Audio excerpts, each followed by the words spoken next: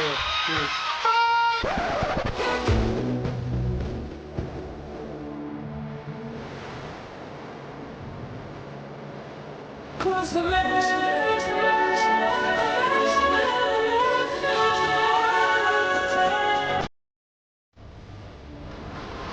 welcome to SuperCoach Edge for the round 24 review and, well, a very early 2024 preview. Well, Liam, that's a wrap.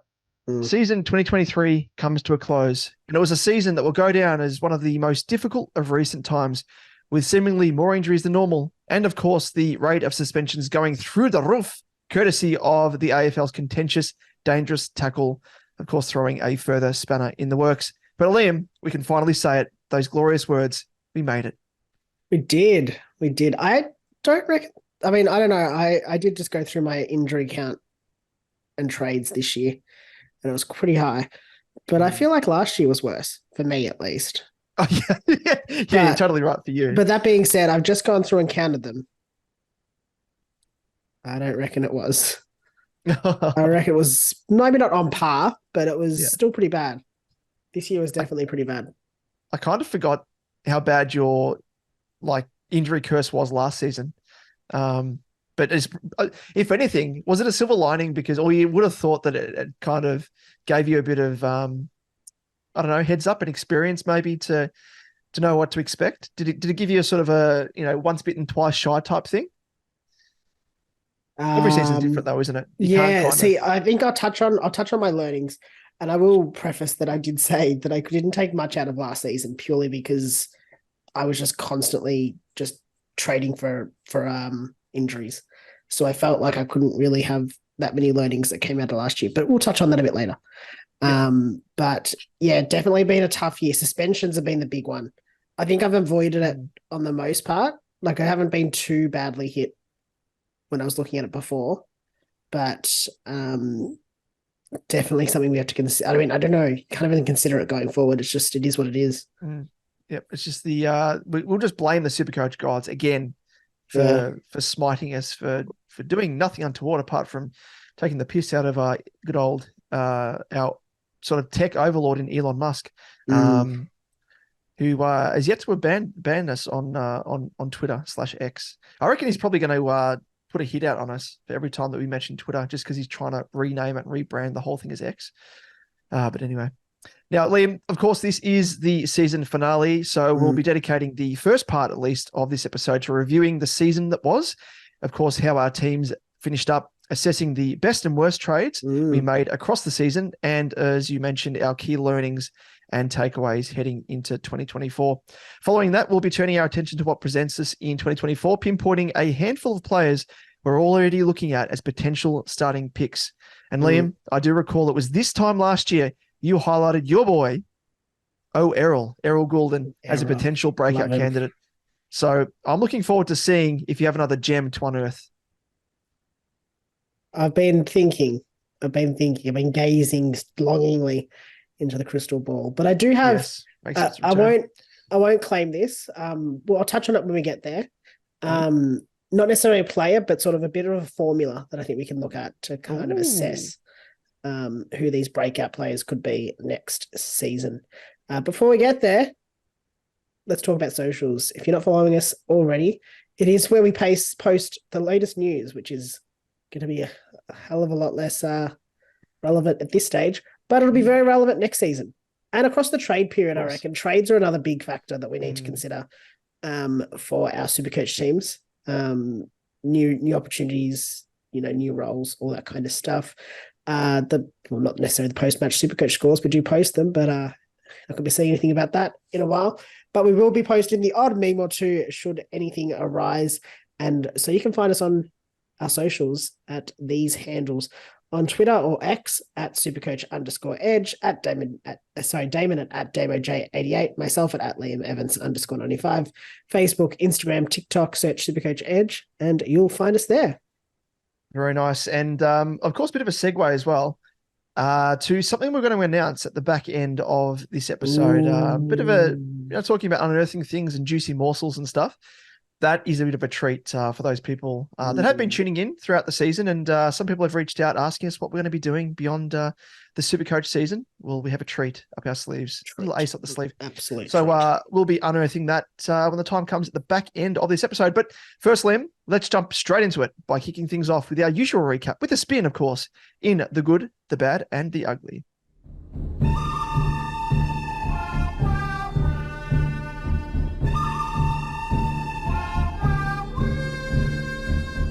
As you'd know, if you are a regular around these parts, the good, the bad, and the ugly is when we roll through some of the notable and the more forgettable performances across the round. But this episode, however you want to look at it, we'll be making assessments on those that fall into the three categories based on their season performance as a whole across 2023. So this isn't looking at, this week alone. It's looking at the 24 games that have led to the end of the season. Very nice. Well, let's kick it off with the good, of course. And can't look no further than this. I mean, there's a couple of players in each of these categories as well. So it was kind of hard to narrow down. But I think by far and away, when we're talking about cash cows and the best cash cow, in terms of, appreciation in cash, but also scoring-wise, we can't look past this guy. It is Harry Sheezel. She's nuts. He was by far and away the best rookie of 2023, probably in recent memory, I reckon. Not only did his price increase to the tune of 363.2K, he also finished as the 7th best scoring defender and forward and averaged 99.5 across the season with a 5-round average of 111 and a 3-round average of 128.3 to close out the season, if you don't mind. An incredible performance from a first-year player, and he gets the full honors here as the best rookie, hands down. He's just been incredible. Like, I remember I actually wasn't going to select him in my starting team, in all honesty, and it was only because Will Phillips wasn't selected back in round 1. And I rejigged things. Elliot Yeo got injured, didn't select him. McLean wasn't selected. So I rejigged things and worked him in. And it's so funny looking back now. I actually had him on the bench in round 1, and I wasn't able to net his big score first up. So that hurt me, but boy, he more than made up for it after then. So incredible performance by Harry Sheezel. I do have to say, I remember we were talking about this. I specifically remember this. You saying, do I trade in a non-loophole? Yes, of course. Loophole to get Sheezel score. And I mean, we all know that I'm personally not a big fan. But I think we've established that over the season. And so I said, you got to do what you got to do. And I could see the logic of it. But yeah, I just remember that. And I remember back then I just thought, he's going to have this, 1 or 2 good scores, but not be what we got out of him. So just funny thinking back that, we were trying to figure out ways of getting his score on field. But not really knowing that it was going to be the norm for him. Exactly. And that was, of course, not using a trade because it was before the full lockout. Yeah, so you I was just rejigging my team. But I would have gobbled up fielded a donut player. And I think at the time I was looking at, is it Josh Sin from Port, I think it was, who actually didn't end up playing many games. So it would have been an absolute waste in reflection. And again, with our collective minds, we ascertained that it wasn't the play to make. So nonetheless, just glad that we had him, because there were some people that didn't start him in their teams at all and had to use a trade. But if they did, fully justified, because he was a keeper in the end. Yep, agreed entirely.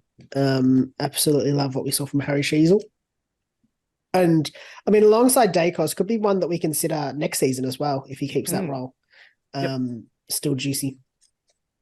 Let's move on to the other guy in the good, and I'm ready to talk about this guy. It is Errol Goulden. I'm going to keep it short though, because I feel like I've spoken about Goulden a lot this season. Are you sure? There's much more that you can say. I'm sure. I'm sure I can find. Look, I'll do a dedicated episode. In the preseason next year about Goulden.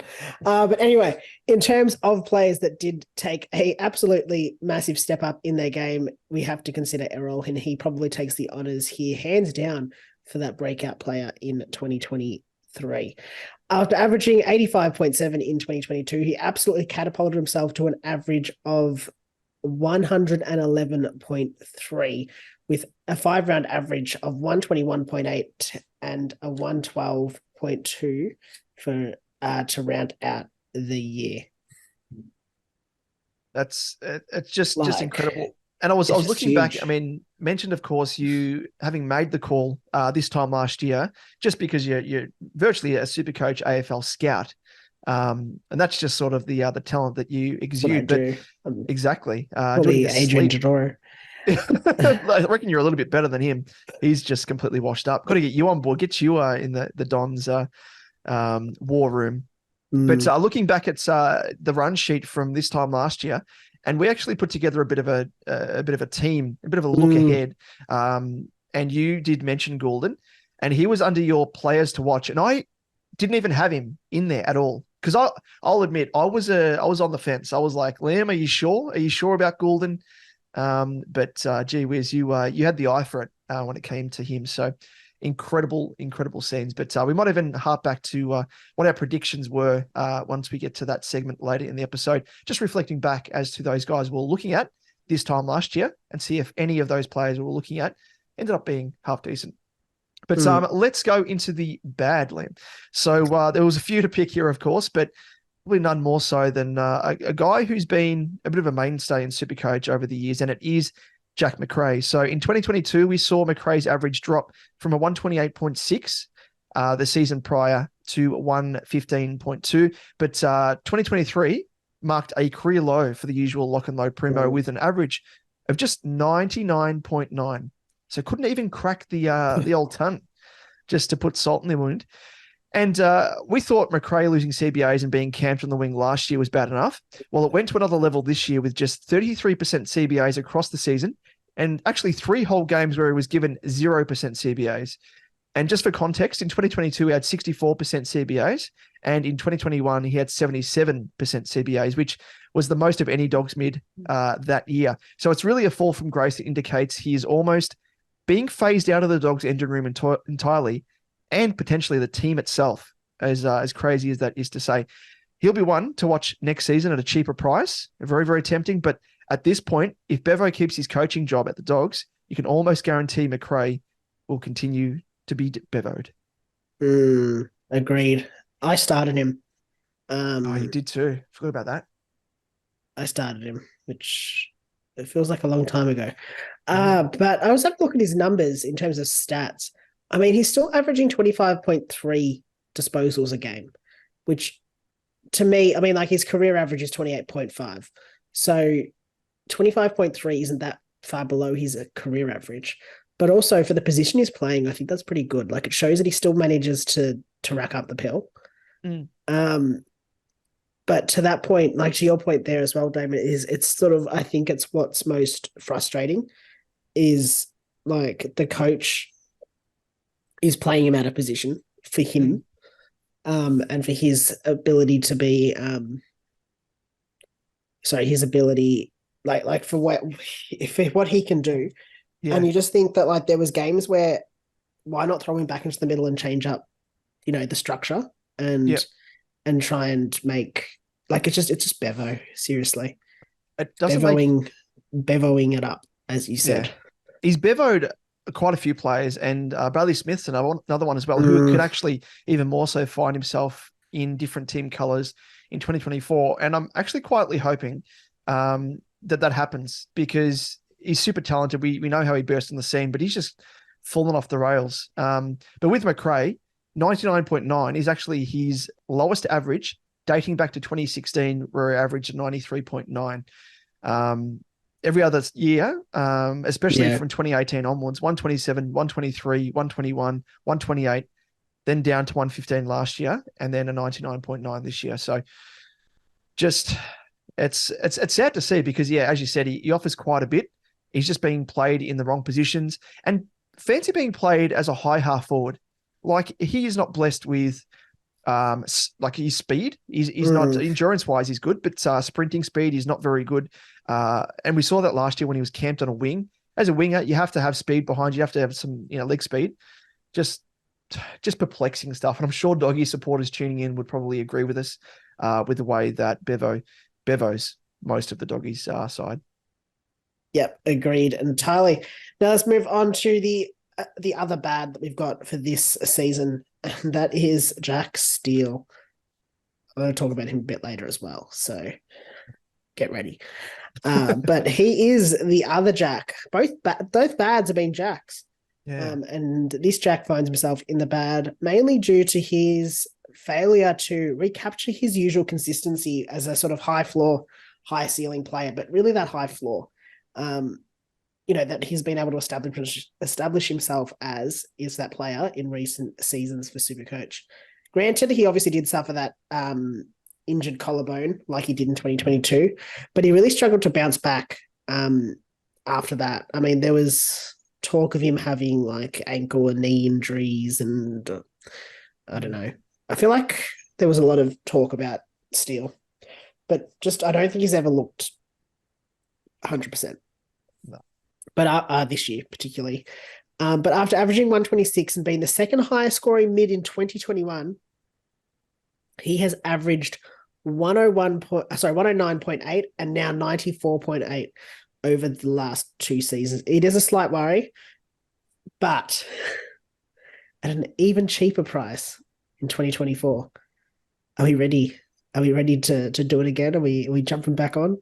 Yeah, are we ready to be heard again? I know you want to say, Liam. He's been last year was the first season really that he's hurt us when he's been at full flight since being at the Saints. I mean, you can forgive him, as you mentioned there,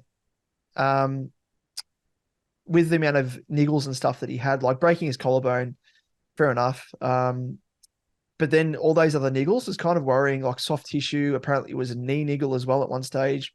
Ankle worries. It's just, I don't know. Is that creeping into his game now? He's been a pretty durable type player apart from these, busted bones and stuff, which you can't really avoid, but soft tissue wise, hasn't been too bad. But I don't know. Is it a redemption arc for next year? Can he come back? I don't know. I hope so. He's one of those. I had a really good finish in 2020. I think I finished inside the top 1,000. And it was really off the back of Steele. Like I jumped on Steele just before he broke out and sort of became the mainstream pick that year. So there's a special place in my heart for Steele, I have to say. Yeah. But so I do hope he comes back, but I don't know. I don't think I can pick him. Like, I just think I've been burnt by him this year. I've been burnt by him last year, I think. I had him last year. I don't even know anymore. Yeah, you did. Because we both had him when he popped his collarbone. Yeah. Like, I just don't know whether I could do it, even if he is super cheap. Like, and I think that was my thing this year, is that I always didn't want to start him because he was super cheap. Despite the fact that he was super cheap, I was kind of a bit worried about him. So yeah, hopefully a redemption arc, but we'll have to see. I'd have to see something really amazing during the preseason. Yeah, he's going by, and we will get into this as well once we get to the segment where we're sort of gazing into the crystal ball and we're forecasting here for 2024. But looking at potential prices, he could be priced around about 522. So he's going to be one of the sort of cheaper prices in recent memory anyway. He's going to tempt me. And I started with him this season, of course. You went the opposite side. We're kind of on the fence. We're both weighing up, do we go for Jack Steele or do we go for Jack Macrae? And it's hilarious that both of these guys have ended up in the bad. So either way, I think we were doomed from the start. But again, it was based upon the value of both of these guys. And Macrae was more so due, it was out of his control, the way that he was being coached.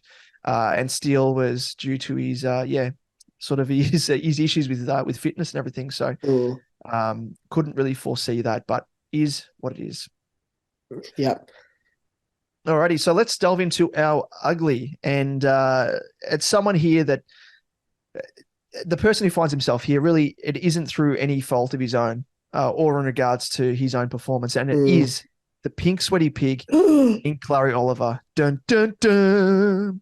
But you have to have him here. And it's because of the perceived, I don't know if you want to call it mismanagement of his hamstring injury, probably the mismanagement of the just in terms of them being transparent, first and foremost, was ridiculous.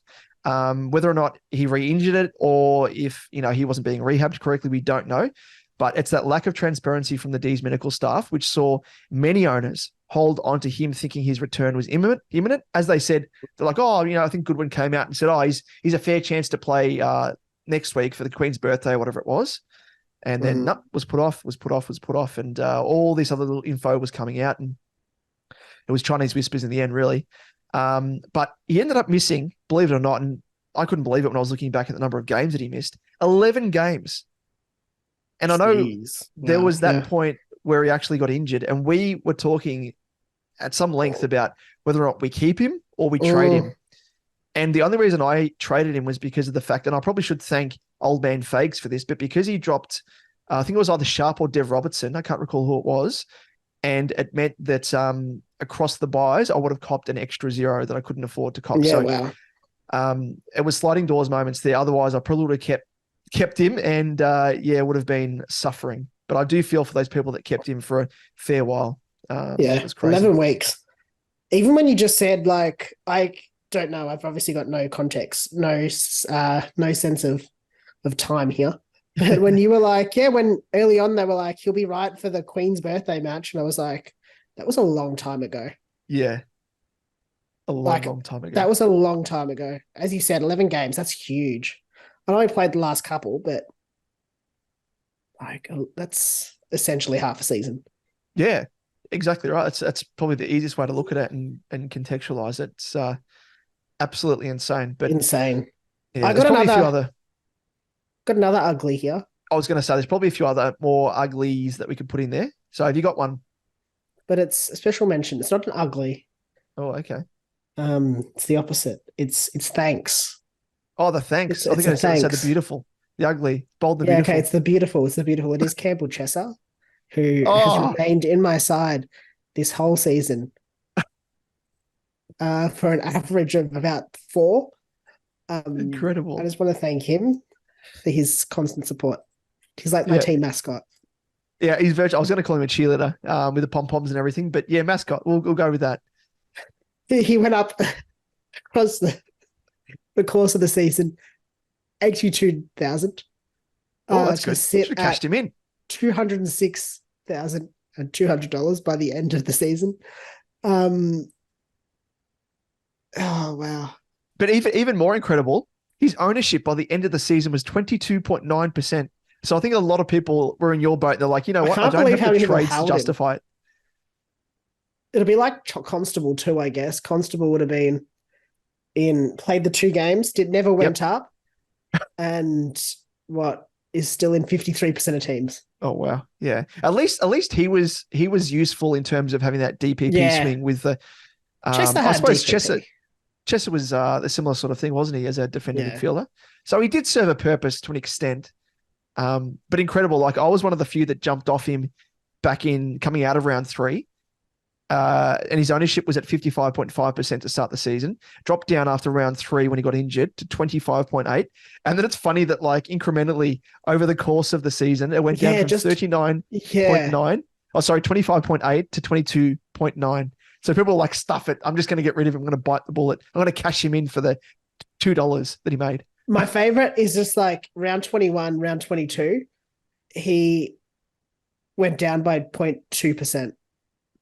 Like there was just 0.2% of people were like, nah, that's it. He's out. This is it. Like just weird, like 0.3 in round 19 to round 20. Like, why? Yeah. But anyway, the week round he 20... went up. He actually went up. He went up 1 week by 0.2%. Round 17 to round 18 after he scored an 55. Oh, he did too.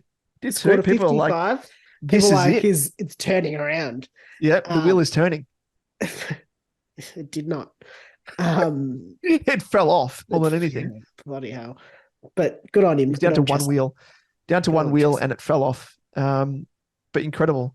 I think people started jumping off, and you'll see there, you got up on screen where round 20, he went down $200, 200 buckaroonies. There was 0.3% of people jumped off and like, that's it. I've had enough. Yeah, that is. I mean, I can't believe he jumped off in round 3 when he was only at 132. I mean, you've got to play the long game, Damon. There's an extra 80K, 70K there. That's so much cash to make. Would have saved me a trade in the end. Yeah, exactly. At least that's an upside for you. But anyway, a bit of a segue, Liam, to our teams. And of course, I was one of the starting owners with him. But as mentioned there, jumped off him, thankfully. Rude. It was rude of me. Apologies to him. But in terms of how he performed in round 24, so I ended up finishing the season with a score of 2,616. And the overall rank, the final rank overall was 981st. So I held on for a top 1K finish. Although I did slide down 154 spots, which, was partly due to what I'm about to get into. So heading into this round, Liam, I was hopeful of rounding out the season with just 1 ounce of luck of playing a full team of primos for the first time all season. I knew that Walsh was going to return. It was up in lights. It was plastered all over the media. I'm like, finally. He's been out for 4 weeks, injured on my bench as a mascot, like Chessa, but better. But such has been the bad luck of 2023. Doherty went out with a calf complaint that he played through in the week prior. Yeah. After copying a corky, as I said. So it meant that I had to rely on Chin Cotter's score of 26 to cover for Doc, which meant I was at least 2 primos down across the remaining 5 rounds of the year, with Dacos in every single one of those rounds, and either Walsh or Doherty being out. So that really was a kick in the teeth there. Whilst it didn't, I didn't win any cash league grand finals, I still earned a tiny sum through prize money for being the highest ranked overall in 3 leagues and making the prelim in 2. So it wasn't all for nothing, at least. Yeah. But let's get into key learnings from 2022 that I applied, and my key learnings going into 2024. And then I'll throw to you, Liam. And then we have a few rapid fire questions that we want to sort of have a bit of a tennis match with back and forth and see how we fared. So key learnings from 2022 that I applied heading into this season. So my key takeaway from 2022 was in prioritizing and I guess how best to use boosts across the season. 2022, I ended up holding them by and large, especially up until the buy period, and then I started using them. And then at that point, I found out that I was kind of too far behind the pack of those people that had used their boosts early on. So I went into this season with that mindset, use the boost early on to get a jump on the rest of the competition in terms of upgrading my team earlier than most, which worked a treat.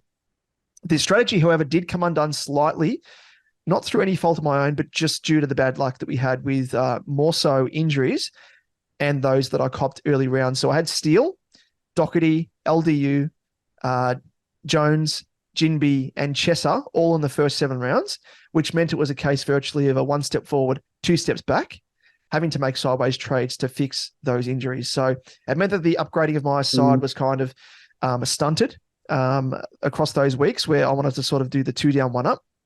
But by and large, it worked well, but would have worked much better had luck been on my side. The second key takeaway from 2022 that I used this season was making sure to end the season with some depth on the bench in the form of keeping the more reliable rookies as cover if need be. The trouble was, one of them, who looked super solid at one stage with consistent scores ranging from a 60 to 80 in Seamus Mitchell, started being subbed late in the season and then eventually dropped. And I remember he got the Rising Star nomination in one of those weeks where he scored well. I'm like, well, here we go. He's going to keep his spot. Didn't happen. So thank you, Sammy Mitchell, for that. But on reflection, I should have traded him and probably kept Weddle, which I think you might have done, Liam. You kept Weddle. I did do. Right? Yeah. So I think sliding doors there. To that point, though, like there was no reason to do that. Like I only kept Weddle, I think, because Mitchell potentially had been subbed off 1 week, and I was like, oh, okay, I'm going to go Weddle instead because Weddle still had a bit more cash to make as opposed to Mitchell. But like, I think to that point, what I'm trying to say is probably a bit of a coin flip there. Like, I don't think you need to be too hard on yourself there. Yeah.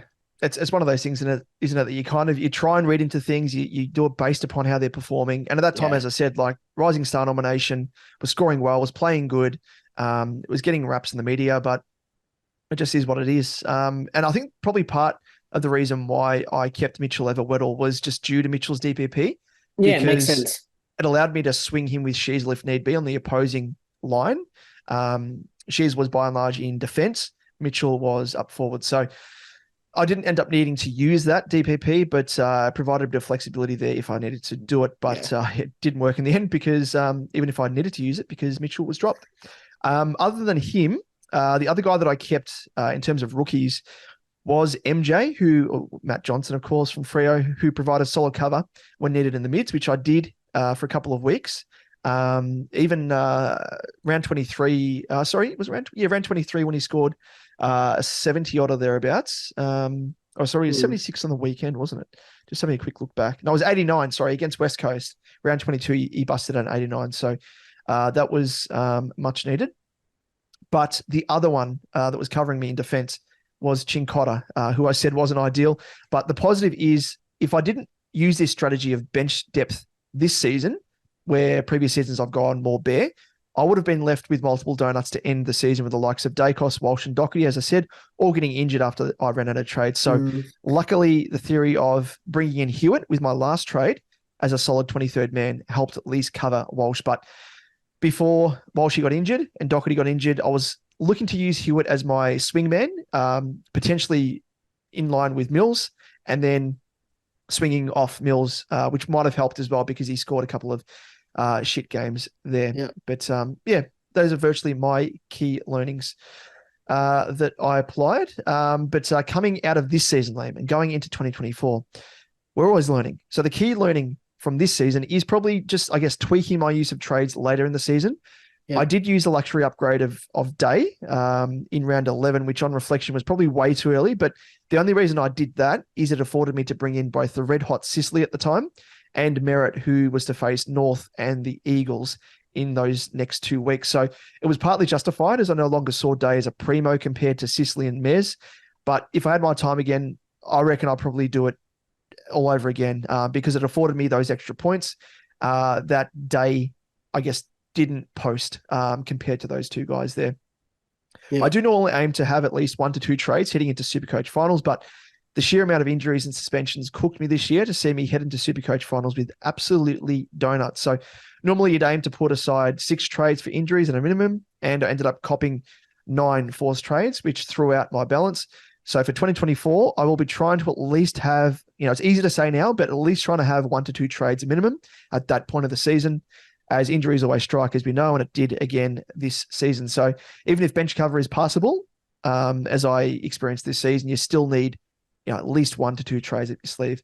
But as I said, Liam, I'll pass the baton over to you, and then we'll go into our sort of key metrics to assess both of our teams as more of a sort of year in review, which we'll both run through. And weigh up how we both went. Sounds good. So let's just jump in. So this week I scored 2,578, which did see me fall down the rankings slightly by 155 spots to sit 9,884th. So I did manage to sit inside the top 10K, which was, I want to say nice, but not. But I'm happy enough with it in the end. Looking at my side, went pretty well this week. Weddle was my weakest in defense with a 69. All the others turned up. In the mids, Walsh and Hewitt were my lowest with a 90 and 84. Everyone else turned up. Marshall and Briggs went well. 99 for Briggs was obviously the lowest score in the rocks. And then in my forward line, Darcy Cameron was the biggest issue. Timmy Tranto with a 59. Timmy Tranto 67 hurt, and Hobbs's 64 as well. So forward line really let us down. The biggest issue that I have, and I don't know what I was doing when I did this, and I think I stuffed it up. Not thinking about the fact that I should have looked at how I could loophole. But I had Mills sitting on my bench without the E. Now, there was no one immediately that I would have been able to sub on for him because he played on the Saturday, didn't he? On the Sunday, sorry. Yeah. So it would have been hard. I probably would have been able to find a way around it somehow if I'd really tried. But yeah, that hurt. Probably would have had I subbed him on for Hewitt with a 143. I would have 59 points exactly difference virtually, yeah. And would have taken out a win between us.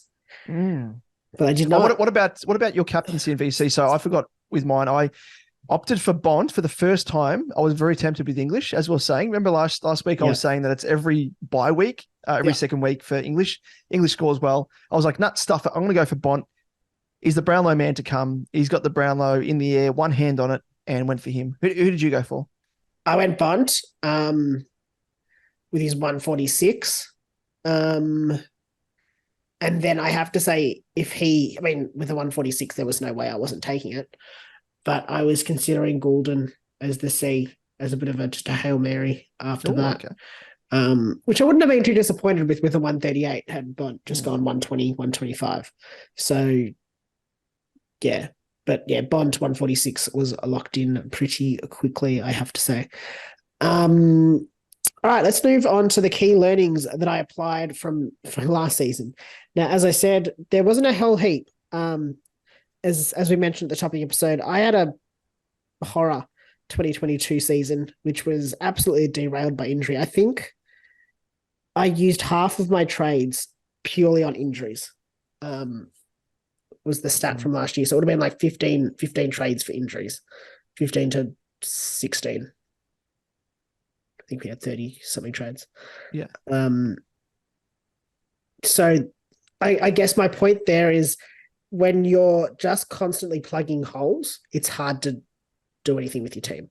And when it's hard to do anything with your team, it's hard to learn something about your team and how you need to look at it.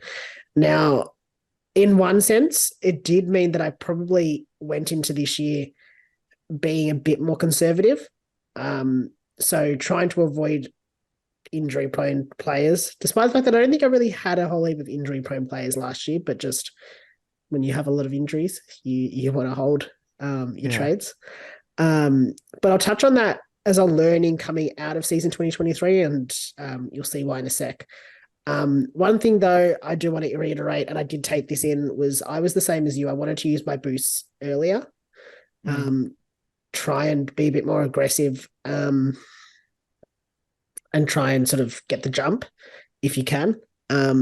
In my case this year, it probably went the opposite way where I was trying to make up ground. So using those boosts was really about trying to claw back, pull my way back. Next year, I'll be looking to do the same thing. I think I had a similar issue with you as you, Damon. Like it was really the boosts were almost, it was less about sort of climbing, and like it ended up being, like you said, one step forward, two steps back, because you'd be doing a trade. There'd be one trade that was an injury, and then you'd basically have your other two trades, which then became, your one up, one down. So it was never really getting you a great deal. No, it wasn't really springing you forward like I think it could have been. Yeah, just patching holes virtually, yeah. Yeah, basically. And that it in a sense, it was useful because it meant that, I guess, in any other given week, you'd be trading down or doing a sideways to you'd be doing a sideways to fill that hole of the injury, and then you'd probably be having to go downgrade to to get some cash. So it did probably help in a sense, but not to the extent that you'd want it to. So yeah, as I said, not a great deal of learnings from 2022 went into 2023. But in terms of key learnings for 2024, so what I've thought about this year, I had a rule, I want to say, and it was don't bring in injury-prone players. Now, I'm not that I'm saying go for all the injury-prone players, but I think it's lessen the extent that we think about that. So Tim English, I didn't start Tim English because, he breaks down at some point. He went the whole season without an injury. Probably the first time he's ever done that. Clayton Zach Oliver. Butters is probably another one as well. Zach Butters, another good example. Yeah.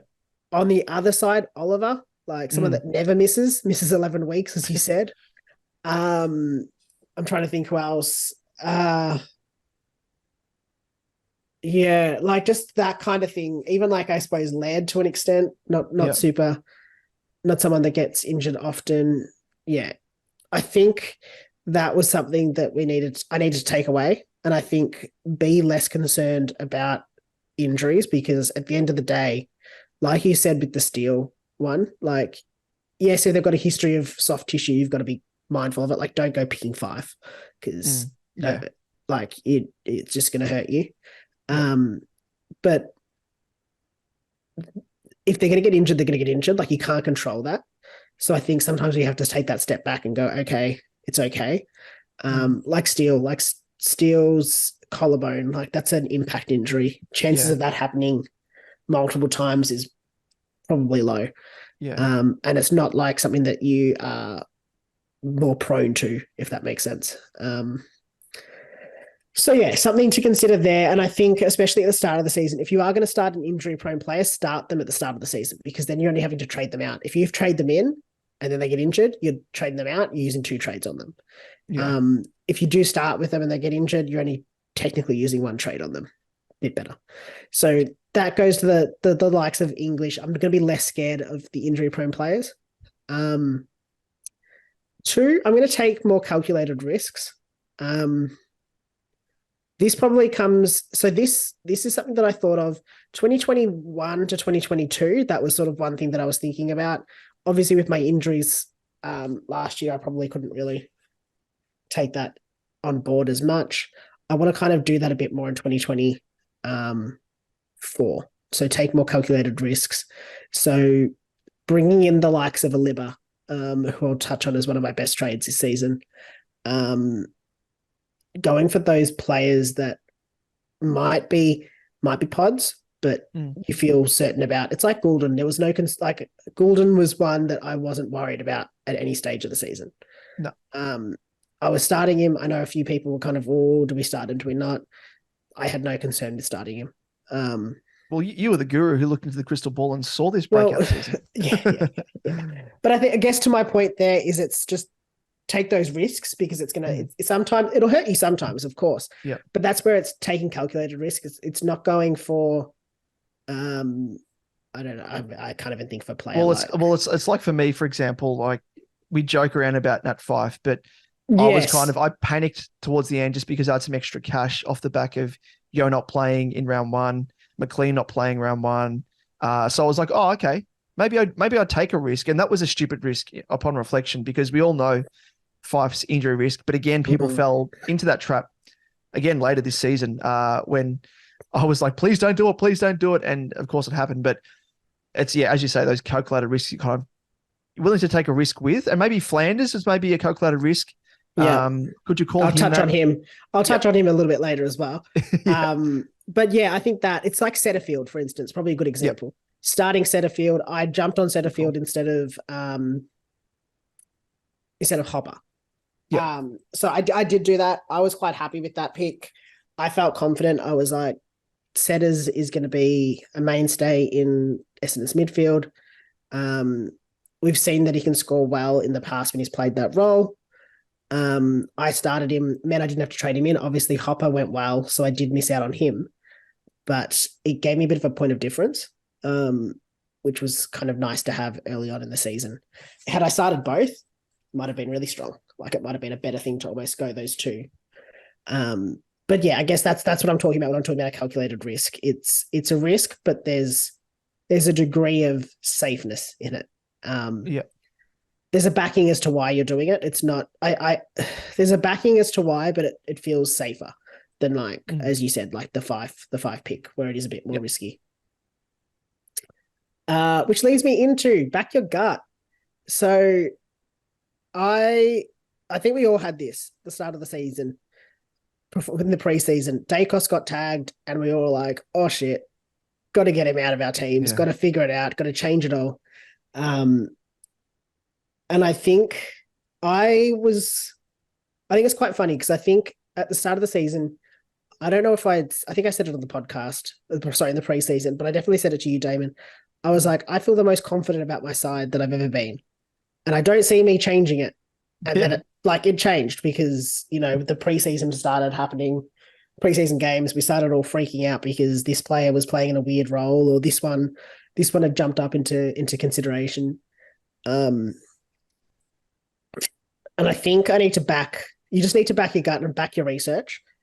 We all freaked out about Dacos, but when we think about it, he got tagged and scored a 70. Like, that's not it's not a great score, but it's not like he got tagged and scored like 10. Yeah, exactly. And it's sort of like really, really poor. So I think to that point, where I'm trying to go with this is when I do the research, back it in. And I think had I done that at the start of the season, had I backed myself in, I had English and Marshall as my R1, R2, got a bit scared off because people started talking about his injury history. I had Dacos and Dawson were my D1 and D2. Went away from that and started Doherty and Stewart. Stewart got injured in the first game.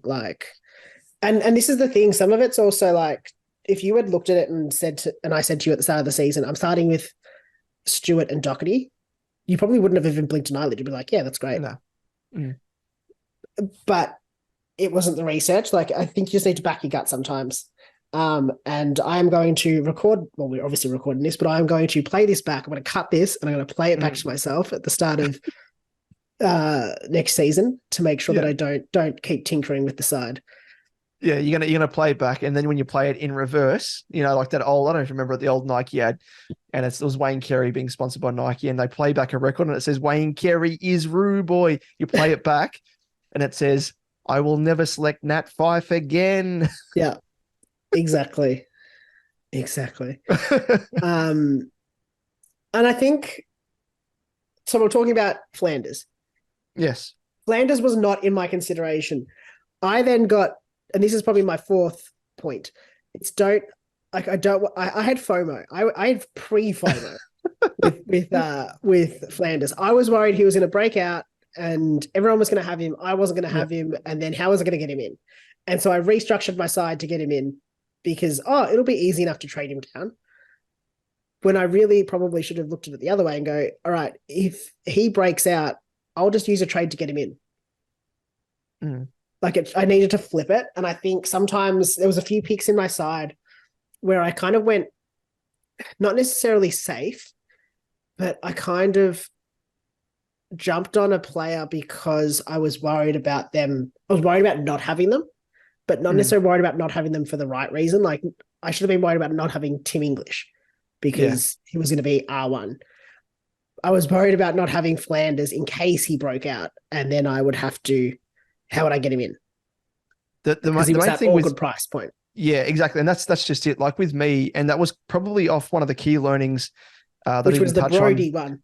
Was the Will Brody and Jeremy, should know this. What's his name? McGovern for my mold for Carlton. I went for McGovern instead of Will Brody, but he was at a higher price point, McGovern. So then it was easy to trade him down to Will Brody. And that's kind of my thinking with Flanders. It was like, all right, well, if he's a failure, I can easily trade him down, which is what I did. Went for Philippou, who wasn't the best option, but at least it affords you that flexibility to do it. And you don't have to dip into your own, I guess your bank in order to have that money already being put aside just in case you need to upgrade to Flanders.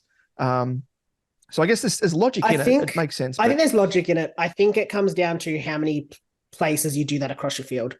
Now, look, I had probably the risk, like, as I said, I had the Tom Stewart injury first up. So there was an injury straight away. I had the C on Laird, who scored 50. So my first captain score was a 50. And then I had Flanders. So, I guess there was a lot of issues compounding there that I had to factor in. But I'd be more mindful of that. I think it was also that I restructured my side to fit him in afterwards. Not restructured. But I had to look at my forward line to try and figure out how I could get him in, as opposed to him slotting in and then thinking, I think that's my concern. So I guess there's arguments either way, but I'm going to be more mindful of not worrying about missing out on a player who isn't going to be integral, I guess. And the other thing I think, which I didn't touch on, but we can just mention briefly, is just having, like, when you actually pick your team to start with, always have like a backup. like a backup to that team, because I found that I panicked a little bit. As I mentioned, that was part of the reason why I brought in Nat Fife, because Elliot Yeo went down. There were guys not being selected, like McLean, who we thought was going to be one of the, plug and play easy cash cows of the season, and he wasn't selected. And it's like, he's been bevoed. What do you do now? And I didn't have a backup plan to really think about. And it was more, I was tinkering with things, and I was like, okay, well, first game, it was like the first game that night or whatever, being a Thursday game as well, which makes it extra hard. You don't have that extra day to think about and assess things. So that's probably the other thing I'd look to recommend people do, if they haven't already, is don't hinge your hopes on one key pillar of your team, which for me, it was Elliot Yeo. And then that just threw out everything. McLean, I had to rejig, had some extra cash. I could have done something with it better, but it's just, I kind of panicked and shouldn't have gone for Fife. That's virtually it. If I had a backup plan, maybe I go for someone else. Yeah. I think also to that point, we probably suffer from the fact that we, as content creators for SuperCoach, we're constantly tinkering with our team to think about how can we give advice, what can we be talking about. So we probably suffer from the fact that, we are going to tinker naturally, because we have to look at different options, different players we want to talk about, different structures we could talk about. So I think that's one thing that we probably, the two of us, need to be mindful of, but not necessarily for the wider audience. But yeah, I think backing a gut and considering, your options, having the backup, if this player doesn't make it, who's on your next list. So like, almost ranking who you want at D3 or D4 or D5. Yeah. So that it's an easy plug and play, as you kind of said. You can swap it out as soon as you can. Yeah. I guess the one, because I've actually took a screenshot of my initial team that I'd selected before I made any of these changes. And I didn't have Sheasel in my starting team. So that, I guess, was the one silver lining, is I was able to afford to bring him in. But again, with the excess cash, shouldn't have gone for Five, should have gone for someone else. And that was off the back of McLean not being selected. So a few sliding doors there. But as you say, at least have maybe another player in mind if need be, if things don't go to plan and guys aren't selected that you thought might be in round one. But Liam, I think, just quickly. And I think it's thinking about those pivotal roles. So if it's the mid-pricer. It's the mid-pricer or the high-priced rookie. It's got someone that can fit there. Like obviously your D1 is probably going to be one of the most expensive players, so it's not going to matter. But so just that mindfulness is more so around the weirdly priced, the mid-prices generally, or the high-priced rookies. Yeah, because they're the ones that are obviously you have to put a bit more thought into compared to the out-and-out primos that everyone's going to have, are going to consistently perform well. So you don't have to put too much thought into them. So that's a fair point in terms of, maybe having backups and more thought into those type of players, as well as cash cows as well, obviously. But those are just as much of a risk because you have to sort of delve into, I guess, being a devil's advocate. And no one knew about Sheasel, that's for sure. But Liam, let's do it. Now let's, I guess, go into the quick key metrics, rapid fire type questions to assess both of our teams as more of a year in review. So let's kick it off with the highest overall rank that you've had all season. I ended up having a 492. I was ranked, which was in round 19. And that was when I ran out of trades that exact week. And Dacos got injured. I think it was that week he got injured. And Walsh get injured the week after that and just came undone because I had no trades to correct. So ended up sliding down the ranks. What about yourself? Yeah, it was round 17. It was a highest overall rank of 6,540, which doesn't sound great, but when I consider that I was ranked, so I'm just having a quick look, 56,569th in round 4. I'm not too concerned about the fact that I did manage to get it down to that in round 17. So 13 rounds later. Yeah, in that context as well, like it was such a slow start to the season as well, wasn't it? That like in round 4, I was making like from round one, 75,000 down to 29, down to 30. Oh, sorry, then slid back to 30 and then slid right back to 42. And I was like, oh God. And you sounds like you're on the same sort of trajectory path there. And again, even so hard slower, to I would say. Yeah, so hard to try and make up those ranks. And we've spoken about it all year that, especially this year, everyone had virtually the same forward line. So there's a 30 team virtually that's identical, and then defense as well, give or take maybe one or two primos. So it was a very, very even season. And if you got off to a slow start, hard to try and pick it back. In terms of the highest round score overall, mine was 2,782, which was also coincided with the highest round rank of 19th in round 19. Oof. So it's kind of a bit of all these things, the overall rank, the highest overall rank, highest round score, and highest round rank were all linked to that round 19. So that was kind of my, that was the high watermark of my season. What about yourself?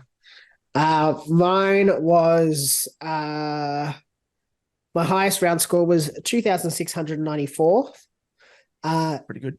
Which was in round 10, which saw me with a highest round rank of 343rd overall in round 10, which, looking at my season, was probably where I really got it back on track. I slid down from 16,000 to 7,000, sorry, and 7,165. So yeah, almost 10,000 spots in that 1 week. Oh, very nice. Well, I guess the next thing to touch on is the all-important captaincy scoring and the average captaincy score. So I had a pretty good year. This is probably the best part of my SuperCoach season, I reckon, was the captaincy scores. And I ended up finishing with an average of 132, and that also includes the starting captaincy score, which I had on Laird, like you, who scored a 50. So did pretty well off the back of that. The lowest, aside from Laird's 50, was Sicily's 96 in round 22. And then again, Sicily, the absolute pest again in round 20 with a 102. Every other score there's been littered throughout, multiple 140s, 173, which was the second highest by English. And then Bonce 182 back in round 6 was the best of the lot there. Yeah. All right. Sorry. I'm just getting mine up now. All right. So I'm going to have a caveat on mine. So my average captaincy score is 127.75, which I'm pretty happy with overall. But that includes the 20 that I had for Libba in round 22. Of course. So he was subbed and he was injured and subbed. So I'm going to take that out, and that increases to 132.4. So very good. That went very nicely. And that includes, as you said, the 50 for Laird in round 1. Yeah. Bloody hell. Yeah. But then my next lowest was a 97 for Laird in round 4. And then all the rest were 120 plus. Yep. So pretty happy with that. My best was 172, I think it was, for Sicily. No, 182, sorry, for Bont in round 6 was my best. But yes, very nice. Very nice with that. Very happy overall with the piece, with captaincies, which actually was nice to look at because I thought I didn't do very well with that this year. Yeah, especially with a start like that when we both put the captaincy on Laird. Yeah. That was like a massive kick in the dick because it's just like so deflating. Everyone else had a decent captaincy score. And you're like, shit, it's kind of like being on the start line of a race. Everyone gets the start and you trip over your own feet. And it's just like, oh, like nothing worse. Yeah. And I think it's interesting as well. So looking at the first 4 weeks, 3 of those scores, that was it was probably the worst that I could have. But it was 50, then the 147 for Laird in round 2, just bounced back. But then round 3 was 114 and round 4 was 97. So like the first 3 weeks, I only had 1 score above 125. Yeah. Yeah, so actually, I think that sort of was probably why I thought it was so poor, when realistically it wasn't too bad after that. It's funny that looking back, I actually backed in Laird as well. Off the back of that 50, I thought, he's going to bounce back round 2, 147, backed him in there. Round 3, 114. Then I went to Bont, 122, and then back to Laird at 135. and only went with Laird as a VC or captaincy option once for the remainder of the season. Yeah. Likewise, actually. Just having a look quickly at the number of, the most captain player. So Laird was 5, or VC'd, of course. Bont was 1, 2, 3, 4. Is that right? Yeah, 4. And then Oliver ended up having him 1, 2, twice. English 1, 2, only twice with English. So I reckon Laird actually might have been the most captain player, funnily enough. Bont was mine, I think 7. 7 times he was. That includes one time where I didn't take his score. So 6. Okay. 6 overall. But yes. Yeah, good old Bont. But I reckon he probably delivered the highest scores for me. English as well. English, which we'll get into him as well. But just ridiculous VC and seeing. I should have captained him more, knowing I missed out on a couple of big scores there from him, knowing that Champion Data just absolutely slobbered all over him. But that's another thing altogether. Next up, we have the starting picks that were still there in our final side. So I ended up having 10 in total, which was Bont, Laird, Goulden, Docherty, who I had in my side twice, traded him back in after he came back from injury, Marshall, Sheasel, Dunks, Rosie, Taranto. Sorry, I've said Shees twice, so 9, I should say. So not too bad, round about that threshold there. Remember we discussed back in the preseason, and this is coming off the back of something that Mario is Magic said on his podcast, under the theory of starting with, you try and start with at least 10 perfect primo players that you're going to end with, use 12 trades to downgrade, 12 to upgrade, then have 6 trades for corrections and 6 for injuries. So it was around about that mark there, but, kind of on track, but a little bit derailed with injuries and especially suspensions, which we'll get into in a moment. But what about you? Who did you have in your final side that you started with? Yep. So I had, I think 9, but I'm going to count them now. Bont, Laird, Marshall, Taranto, Sheasel, Dunks, Rosie, Goulden, and Stewart, who I started then traded back in. I mean, I'm going to leave out Chesser and Constable. I'm gonna give them a pass. I've left out Constable in mine as well. But yes, I could include Chesser and Constable and get it up to 11. But Madden, oh my god, 12. No, Madden, but yeah, in terms of starting like players that I would actually field, 9. Yep, absolutely. So in terms of I guess suspensions. Oh, sorry, I did miss Dacos there. Oh, did you start Dacos? No, I didn't start Dacos. Sorry, I forgot that I did not start him. Traded him in. He's been there for a long while. He's been there for a long while, and he was there until probably the last minute. Yeah, exactly right. Yeah, he's part of the Franco Cozzo Il Modernissimo range, who might be making an appearance later in the episode as well. But in terms of suspensions, I ended up having a few. So I had Will Day out for 2 weeks, held him. Sicily held him for his 1 against Caminiti. It was out for 3, then also as well with his tackle. Tom Green out as well, dangerous tackle. And MJ as well, dangerous tackle, out for 2. Yep. I had the same, just without Will Day. So I had Sicily with his essentially 4 weeks, Green with his 1, and MJ with his 2. Alrighty, so we had a few there. And how many forced injury trades? You spoke of last year, Liam, that you had quite a few, more than I guess to cover the entire SuperCoach competition. But I ended up having Chesser, Steele, Doc, Jinby, LDU, Hopper, Oliver, Hodor, Sean Darcy, and Green. So that's 9.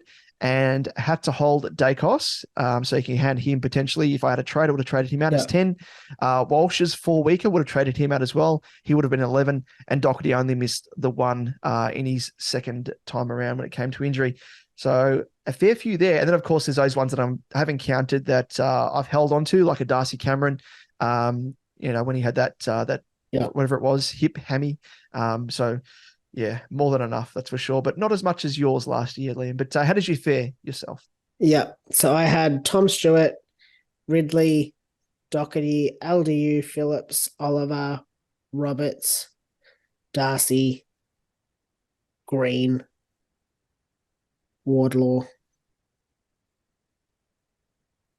Chesser, who I held, Libba, who I held, Dacos, who I held, Walsh, who I held, and as you said, DCAM. There's probably a couple of others in there that I've held, but I don't ever know.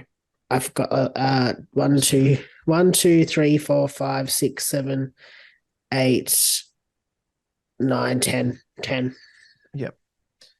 Gee whiz. It's SuperCoach guys weren't nice to us at all. No, not at all. Let's delve into our worst starting pick, and I think for me it's pretty obvious. Spoke about him enough. Fife, just dumb, just straight up dumb, just an absolute idiot, operating with half a brain. Not even operating with my brain, really. I don't know. Wasn't intuition, was just stupidity. Outside of him, you could probably say starting Flanders. Yeah. But it hurts more so just seeing now that I guess we were on the right track starting him. But Juice, bloody Shuey Jew, his use of him ruined his output, put him as a high half forward, didn't give him much time in the engine room, and now he's flourishing. But silver lining is he's now exposed himself in the good way, not on the street dropping his DAX, but he's exposed himself now as a genuine SuperCoach option for 2024. So happy enough with that. Happy to take the bullet in this case. Yeah. Likewise, my worst pick was Flanders in terms of starting pick. I wasn't, as I said, I wasn't super hot on him early. But was worried I'd have FOMO if he did step up and kill it. But obviously he didn't. I do think though his later form, as you said, it does justify the pick in the end, but obviously not at the time. So it goes down as the worst. Yeah. Well, he could be the best in terms of, it could be the new Errol Goulden of 2024 we're looking at here. He's going to be everyone's teams as well. But let's move on to our best trades. And there's a few probably to choose from as well, but you have to narrow it down to 3, at least 3.5 in my case here. I've got a little bit cheeky. But first up, bringing in Chandler, early days when many, including our friends over at SuperCoach Masters, those loose units, just proving how loose they were. They actually had, you weren't able to make it that episode featuring on there, but they doubted his ability to make cash. And they laughed at me, Liam. They laughed. They said, who's the top of your list in terms of trading options? And I'm like, hands down Chandler. And they're like, who? He's bottom of our list. And they thought it was too much of a risk. They're legit. Go back, have a look. And they're like, no, you're way off, mate. I'm like, all right. Don't say that I didn't tell you. But he would obviously go on to make 235K when I cashed him in. So fair to say, he was virtually the 1.5, 2 primos roll into one. So cash cows roll into one. So pretty happy with that. Second up was jumping on and riding the cash wave of Samson Ryan at 156K, knowing he would have an uptick in scoring and huge rise in cash, taking up the number 1 ruck spot from Nank whilst he was out of the side. Yeah. Many were also scared to jump on him due to his higher price point, but really does demonstrate why keeping an eye on someone's role and whether or not it's going to be favorable to their scoring is crucial. And by the time I cashed him in, he had made a profit of 203K. And the same applies also to Briggs, who people were scared of potentially because it's a higher price point, and potentially losing his spot to Flynn, who was the emergency like a zillion times. But he ended up making me 150K and average 110 over that time and helped across the buys as well. And then in the third, for me, in a similar vein, was probably bringing in Hewitt as the 23rd man at the cheap price of 259.8K, knowing he would have an uptick in CBAs and scoring to cover for Walsh, which was another inspired move, which I guess Georgia boy, he averaged 103.6 for me as cover across that period to end the season. So very, very nice there. But Liam, what were your best trades? Yeah, I'm going to keep it short and sharp because there wasn't many. No, I think all of Chandler, I agree with. For me, Samson Ryan was great as well as Flynn. And Hewitt's been great. But in terms of my best trades, I'd probably say Zach Merritt in round 7. He went on to average 118.82 from when I traded him in. So that was nice, especially considering I got him in at just at under 580K. So it was a bargain at that price for the scores that he provided, and some absolute monsters and some absolute monster captain scores at 162 as well. So definitely worth the cash that I spent on him. The other one was Tom Liberatore, round 16. I brought him in, and he was a relative pod, not even a relative pod, he just was a pod. And he averaged 113.375 while in my side. But if we exclude, that includes that 20 that we spoke about when he was the injury and was obviously subbed. If we take that out, his average skyrockets to 126.71 while he was in my side, with his next lowest score than that 20 being 75. And then his next lowest after that being 121. So he was, great pick in the end. Other than that 20 and that game that he missed.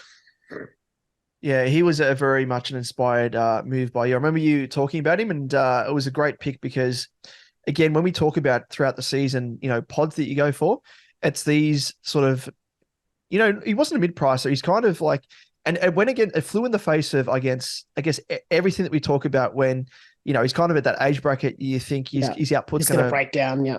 Going to decrease. There's chances of him being injured more often than not. And it was more just the fact that he got knocked out, and you can't help that. You can't, it's nothing to do with what he's done. It's like an impact injury. So you did really, really well there to jump on him. So I totally agree with that. And yeah, I wish I jumped on him as well, but c'est la vie is what it is. But in terms of worst trades, Liam, let's look at the other side of the coin. So by and large for me, they were related to questionable cash cows. So first off, and it was probably the first wasted trade for me, and it was trading in Philippou in round 3, thinking he would be a nice cash cow after being sucked in off the back of his 3-goal performance in round 2. He only went up 90K odd, which falls short and well short of the 125 to 150K mark that we like rookies to hit before cashing them in. Second up was bringing in Sharp. And you're probably thinking, who? Well, it is that youngster from Brisbane. And whilst that did net me 84K in cashing in Cowan to him, Sharp was promptly dropped despite promising performances off the back of me bringing him in. Plagues just doesn't like me. And he didn't play again. And it meant I needed to waste yet another trade on him for buy cover for his teammate in Dev Robertson, who, again, is kind of teetering on that bit of a wasted trade. Had a couple of good scores across the buy period.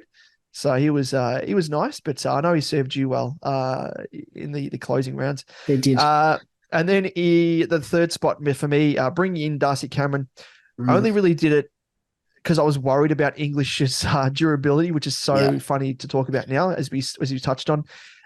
Just because DCam provided that DPP ruck cover.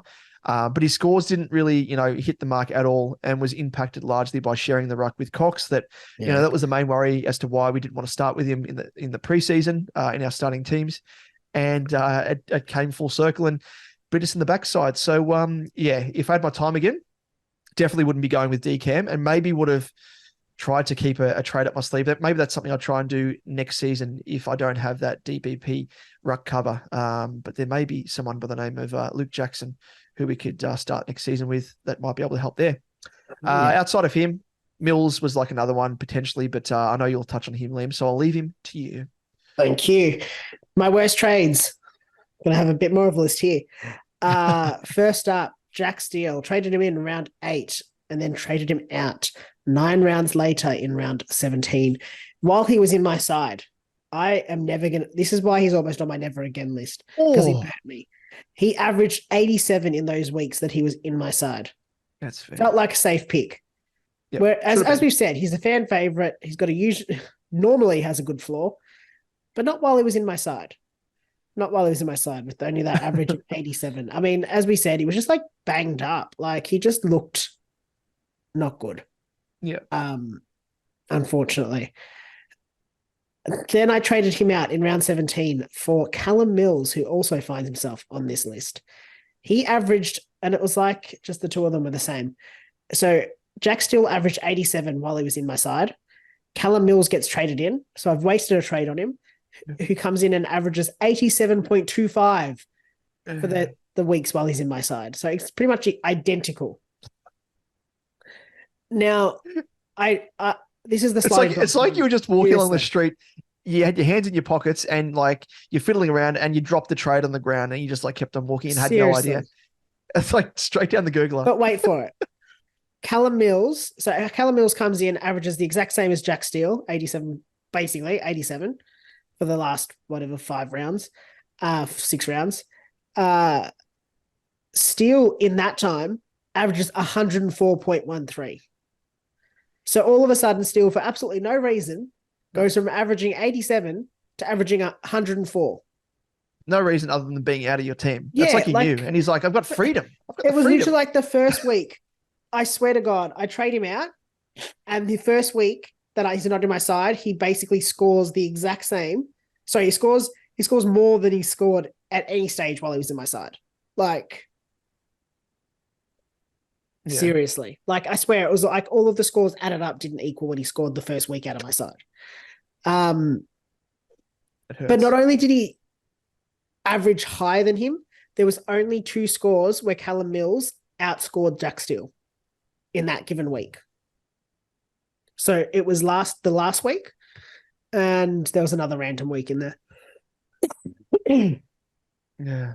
So I do recall, like, remember you, and I do feel partly responsible here because you did confide in me and you said, should I get rid of him? Should I trade him to Steele to Mills? And I was like, yeah, it makes sense. The other option was keeping Steele and trading Wardlaw for Mills. So then you could try and like loop whoever had the best score on field. Would have meant that would you have been an extra trade down? No, you would have been I would have had the exact same situation. Yeah. In terms of trades, it would have meant that, Wardlaw pretty much got injured that week, I think, as well. So Wardlaw was useless to me, who then eventually got traded to Hewitt anyway. But yeah, like it would have meant that it probably would have saved me when Walsh went down. Like I could have just traded Walsh to someone else, like another primo. But anyway, so that was a fun 2 trades or 3 trades technically because I traded Steele in. Yeah. And then the other one, and this is probably a little harsh, but he's going to cop it here. I'm with you here. LDU. I traded him in round 3. His debut in my side was being like a late out 2 minutes before the game starts. So I literally cop a donut for LDU in round 3 as a trade-in. And then I didn't even look at what he scored because all I know was it was not great after that. And then he got injured and I could trade him out. Again, a bit like Flanders though, his pick in the end probably seemed justified because he did obviously come home like a freight train. But yeah, I don't know. I share the pain here, not to your full extent, but I remember that round 3 that he missed. And he was obviously on the bubble as well, and he was about to go up in price massively because he posted scores of 143 and a 155 in his first 2 rounds of the season. Then he missed, obviously still on the bubble for round 4. And I was like, oh, here we go, because I was keen on him. So I ended up bringing him in as well. And I rode that time from round 4, 5, 6, and then missed round 7. He only scored 102, 90, and a 72. Yeah. And we were both in agreement. We're like, nah, this is it, done. So I had him for 3 rounds. You had him for that extra one, and just you can't help but laugh. Really, I know, like, seriously how shit the luck is because we spoke about him at full length as well, like compared him to potentially Tom Green in terms of being a breakout candidate, and we saw the scores in the back part of the season. Again, it kind of validates what we were thinking. But it's not much solace because we obviously didn't get those scores and had to waste 2 trades on him. And was obviously playing through injury. Yeah, like he got injured and was obviously laid out, and then obviously comes back the next week, and he's clearly hampered for the next few weeks because then he gets. I don't know what he did. He's managed for minutes as well. Because it was like an ankle and then it was a hamstring. Yeah, and obviously the hamstring. He's had the hamstring injury. And then his ankle or foot or whatever it was is healed up because he's, stopped. Yeah. And then it just hurts as well when you see guys that you have in your team, like LDU, like Flanders, who then come out and smash it. And you're like, well, I've virtually wasted 2 trades on you. Or, it's because LDU, his average when he returned was 104.6, end of the season, 113.6.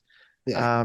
Scores of 194, 134, 129, 133, 127, 106, and a 125, which is the scores that he was posting in his first 2 rounds of the season that we all jumped on because he looked like being potentially a top 8 midfielder. So it hurts. It bloody well hurts. It does. Sure. But Liam, now it's that time. Now that we've recapped our seasons, let's put the bow on it, shall we? By finishing off with our head-to-head, the ultimate supremacy, we otherwise call it. So, how does it fare? Well, I'm sure the viewers and the listeners they're keen to hear if you somehow catapulted over me to the finish line with the rocket on your back, a helicopter, all that sort of stuff. I ended up finishing on 19 wins to your 5 with a differential of 1,399 points. So close. Very, very close. But missed it by that much. By a bee's dick. But now is the time where it's a clean slate, Liam. No more bets, no more points, no more predictions, all that sort of stuff. Because we're now looking ahead to 2024. So probably a good segue as well, Liam. Let's get him in. Let's get the big man in. Franco. Hey, Franco. Get him in. Usher him in. Micalo is a grandsire. Franco Cozzo is in Brunswick, foot the sky. Bye for Franco Cozzo in Brunswick and foot the sky. Good old Magalo. So it is virtually a fitting way because we've been talking about the return of the great Franco Cozzo, who last year featured throughout the season. Yeah. But I reckon he should become a regular fixture in 2024. So we'll bring him back. And this is a nice sort of reintroduction to SuperCoach Edge here for him. And we think it's a fitting way to round out season 2023 with a great man returning. And the reason as to why he's been missing across the season, I hear you ask, well, let's just say we had to post his bail. And that's all we'll say. His only crime is selling great furniture at dirt cheap prices. Cheap prices, yeah. At prices you can't ignore. I like the furniture with the powder coating. Yes. You get that? Yes. I don't know what you're talking about, Damon. I really don't know. Franco is an upstanding citizen. I don't know if the justice system thinks that, but we'll see. They do. But anyway, let's move on. Thank you for that, Franco. Is Franco sticking around, or is he? He'll be sticking around. Don't worry. Maybe he'll make an appearance. I can't ruin it, but potentially for the next venture that we have beyond the SuperCoach season. Maybe. Interesting. Yes. Okay, but anyway, now that we do have access to some loose prices, obviously courtesy to one of our big supporters, the legendary friend of the show in the form of Emper, posting his predictions on Twitter, and also the stats guru himself, back from his mid-season break, Bryce Mitchell. So we'll be using them as a guide when talking in terms of value. So we'll identify at least one lock and load and a potential value selection and some smokies as well across each line. So let's kick off with the defenders. And Damon, I'm going to kick off with the most obvious lock and load, and it is Nick Dacos. Now, assuming he gets his mid-defensive eligibility, I'm pretty sure there's talks that he will. We can reveal exclusively. Well, not exclusively, but this is a Tom Brown exclusive because it's secondhand exclusive. Bit of a clip there to good old T. Brown. But Al Payton, on his way out, of course. Al Payton, of course, and Tim Mitchell from SuperCoach HQ. They came out and they've actually released an article. So if you're a Herald Sun subscriber, check it out, or Code subscriber, of course, which I am a subscriber to, and they released some awesome stuff. So there's an article there which kind of goes through, it would have been maybe 2 weeks ago, potentially a week ago, and they pinpointed the percentage of time spent in each position for the big players. Nicky Dacos, we can reveal here at SuperCoach Edge, exclusively T. Brown style, that he's going to be getting mid-defensive DPP in 2024. Lock her in. I'm just going to say that was too coherent to be a Tom Brown exclusive. Oh, sorry. Let me rephrase that. Well, I did actually spot Nick Dacos outside of a kebab shop, and I'm pretty sure that he had a mixed lamb chicken kebab, no tomato. I did spot some lettuce potentially. Is that any better? Yeah, thank you. Still too coherent, but I guess that's the best we're going to get. Now, yeah. Nick Dacos, mid defensive eligible. You've heard it here first, thanks to T Swizzle. No wait, that's T Taylor Swift. T Brown. T Dollar. T Dollar Brown. It's like T Pain. T Dollar Pain. T Dollar. It's like T Pain. Nick Dacos should be priced around the 640k mark, so we'll set you back a little bit. But he will be worth every cent, knowing what he can produce on a weekly basis, having averaged 116.3 for the season. The constant worry of a tag will obviously remain, and it was the reason that scared many of us away from selecting him in our starting sides. But he showed time and again his ability to continue scoring well enough, given his versatility off halfback, in the engine room, or even playing sort of half forward. So it is well worth the risk, in my opinion. I want to say I'll be starting him, but I don't want to make any promises yet. Yep, exactly. Well, he's going to be one of the more, you'd think at this stage anyway, looking at that price point, one of the more expensive options in defense anyway, because just looking at this year, I think Jack Sinclair may have been the highest priced. I've got to go back and have a look, but he was 626.2 for context there. So he's going to cost you a pretty penny, as you mentioned, with Dacos, but just with that added DPP, gee whiz, a bit of flexibility there that we thought, we wouldn't have had. So it's even better. Nice little bonus. So I think I will be locking him in at this stage, and who cares about the tags? And we're not going to fall for that again, unless of course he's being tagged by McGuinness every single week, which obviously won't be happening. So lock and load. But delving now into the value option, and it's someone that sees a value option across both the midfield and the defensive line, and it is Hayden Young.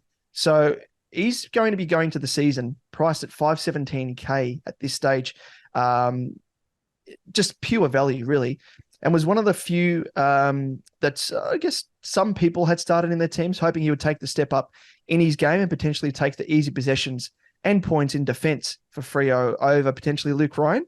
Might have passed the baton on to him, but it just wasn't to be. Averaged around the 90 mark up until round 19, but that's where things get interesting, Liam.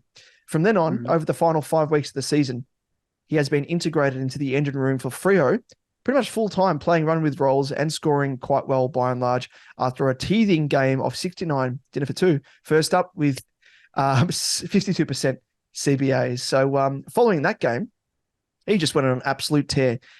And he's had scores of 123 with 77% CBAs, 118 at 81% CBAs, 113 at 78% CBAs, and 111 at 81%.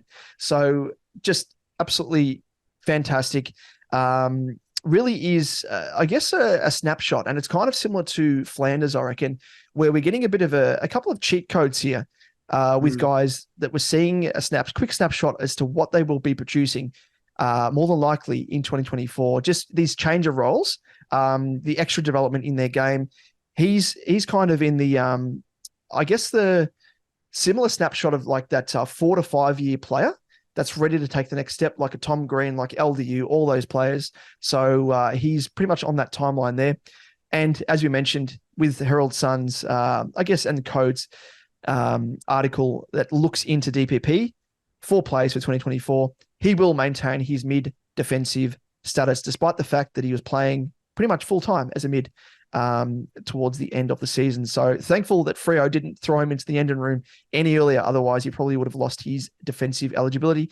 But I must say that his shift in role is very eerily reminiscent of Will Day this year, who started off in defense, of course.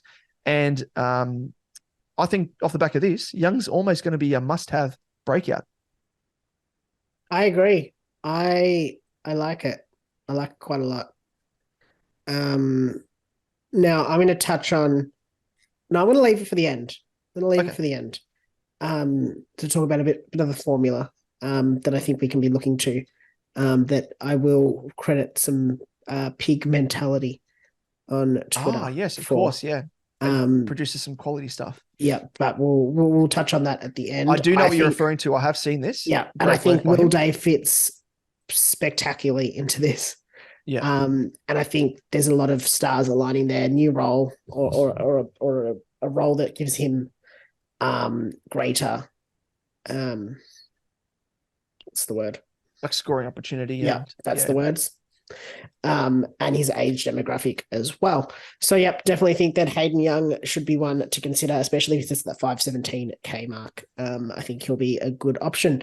Now, let's move on to some smokies. And these are guys who you could have a change of role or could be getting greater opportunity and potentially a higher uptick in their scoring.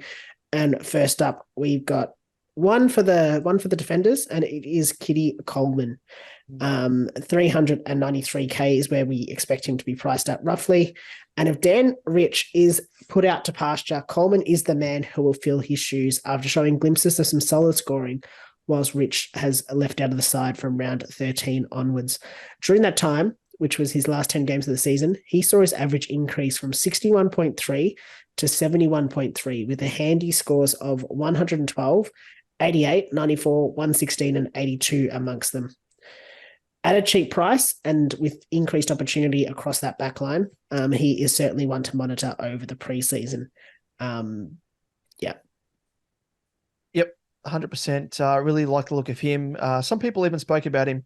I saw leading into this season, but obviously with Dan Rich there, he was just cramping in his style. But other guys we could potentially mention, Sheasel, who we spoke of as well, is going to be priced around about 548. So not too expensive, and still probably a juicy price point considering we know what he's able to produce. So don't mind him. Ridley's another one, 522K. Yeah. If you want to go back to the well, I started with him this season and came good later in the season when I jumped off him. But the guys of that ilk who, of course, no doubt we'll discuss during the preseason next year. But let's move on to the midfield and kick it off with a lock and load. And there's a few players here you could probably put in this category, but I think for what he produces and what we know him as and what he can do, Clary Oliver, the pink sweaty pig, he's going to be priced at 664K, which is the lowest price point that he's had in 3 seasons, courtesy of, first and foremost, his injury, but that lowered output slightly, ever so slightly upon his return. Has normally been one of the more durable players in the competition, as we touched on earlier, and recency bias with him having missed 11 games through injury in 2023 may in fact scare some off, meaning he starts the season at a lower ownership compared to previous years. So I don't mind that sort of strategic side of thinking. People may have gotten by that stage and they just like, Clary Oliver, lock him in. But I think some people will, it happened this year as well when we were sort of weighing up, do we go for Laird or do we go for Clary? We both went for Laird, bypassed Clary. It just kind of, you need to weigh up the value side of things and what they can produce. So don't mind Clary Oliver. I'm longing for that taste of the juice, the pig juice there. It's going to be a hard going cold turkey over the preseason, that's for sure. And I agree. It's going to be very tough. But we're going to get through it. We've had 11 weeks without him. Yep, that's true. It's the start. We've weaned off. Yep. We've weaned off. We've gone to rehab. We've weaned off. We're not going cold turkey. No. Okay. So it'll be okay. Lots of therapy. It's okay. Moving on to the value option, and it is none other than Tuk Miller. He is going to be priced at around 537K. And you know what? We could talk about Steele, but I don't want to. So we're going to talk about Tuk instead, the running man. No, please, no. Like that dog with the cupcake and the Vietnam flashbacks. The flashbacks. So that's where you went the other week when that is where I went. Where you almost went cross-eyed. That was incredible. We couldn't quite pinpoint where you went, but maybe that was it. To another dimension where Steele was actually a breakout, and Steele was the number 1 SuperCoach scorer.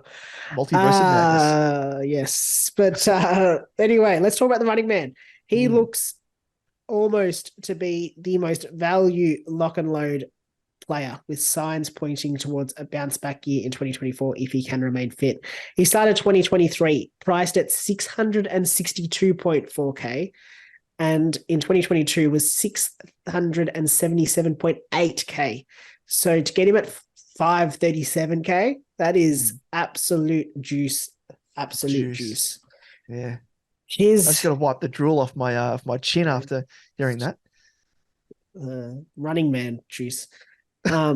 He's like the water boy. He is. He can play that role. Yes, his year was mainly derailed by a knee injury that did see him miss 10 games. Again, like Clary, didn't realize it was that long. And he did struggle to recapture his early season form, where he did average 115.4 upon return. But the main reason his score struggled was due to how the caretaker coach in Stephen King was playing him. First up, he was cramped up in the forward line, because of course, obviously he was needing to regain his fitness, so we'll give him that. Yeah. But then he missed out on those CBAs. And then when he was given CBAs, he was forced to play his old role as a negating tagger. Why? Seriously. Like Makes no sense. You don't take the Ferrari to get groceries. Yeah. I think. I could see where you're going with, but yeah, maybe yeah. If you wouldn't take your Ferrari to go and get groceries in. You don't put a tow bar on your Ferrari. That's better. I like that. Can we just cut that first one out, please? Yeah, I'll edit it out. Don't worry. I'll do that. I'll make note to do that. Maybe I might forget. Now you can always say that. Say you don't take your Ferrari to, get to do your weekly shopping. Yeah, exactly. In a small car park, because you're going to get like banged up and everything. And exactly. Yeah, that's not how you use it. You take it on the freeway and you go wild. You drive it. Yeah, exactly. You drive it like it's meant to be driven. Yeah, exactly. You let the running man run like he's meant to run. Like Forrest Gump, just running. He kept on running and running. They just couldn't believe that somebody would do all that running for no particular reason. Why are you doing this? I just felt like running. And the leg brace just came off him as he started running. Exactly. Come on, Kingy. Yeah. Gotta let him be. But with Dimmer Hardwick coming in, that's good signs. Good signs, because he does not. He is not one for a tagger. No. So Tug Miller gonna be absolutely driving the Ferrari down the freeway. Yeah, full speed. Yep, missing all the potholes. Yeah, just absolutely flying, because he is going to get to do exactly what he does best, and that is run around, rack up the pill, and just be the best Tuk Miller that we've ever seen. Yeah, a speedy Tuk. Exactly. We are going to see him rise. His average is going to rise back to the heights of 120.3 that he did manage to post in 2022, I think.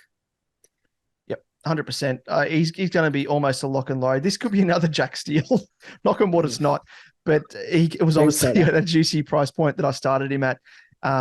Again, he's someone with a high floor, high ceiling, which I really do love. And I think that's part of the reason why you'd want to take a risk on him. But again, going through those factors that you mentioned and outlined, everything's coming up tuk, really.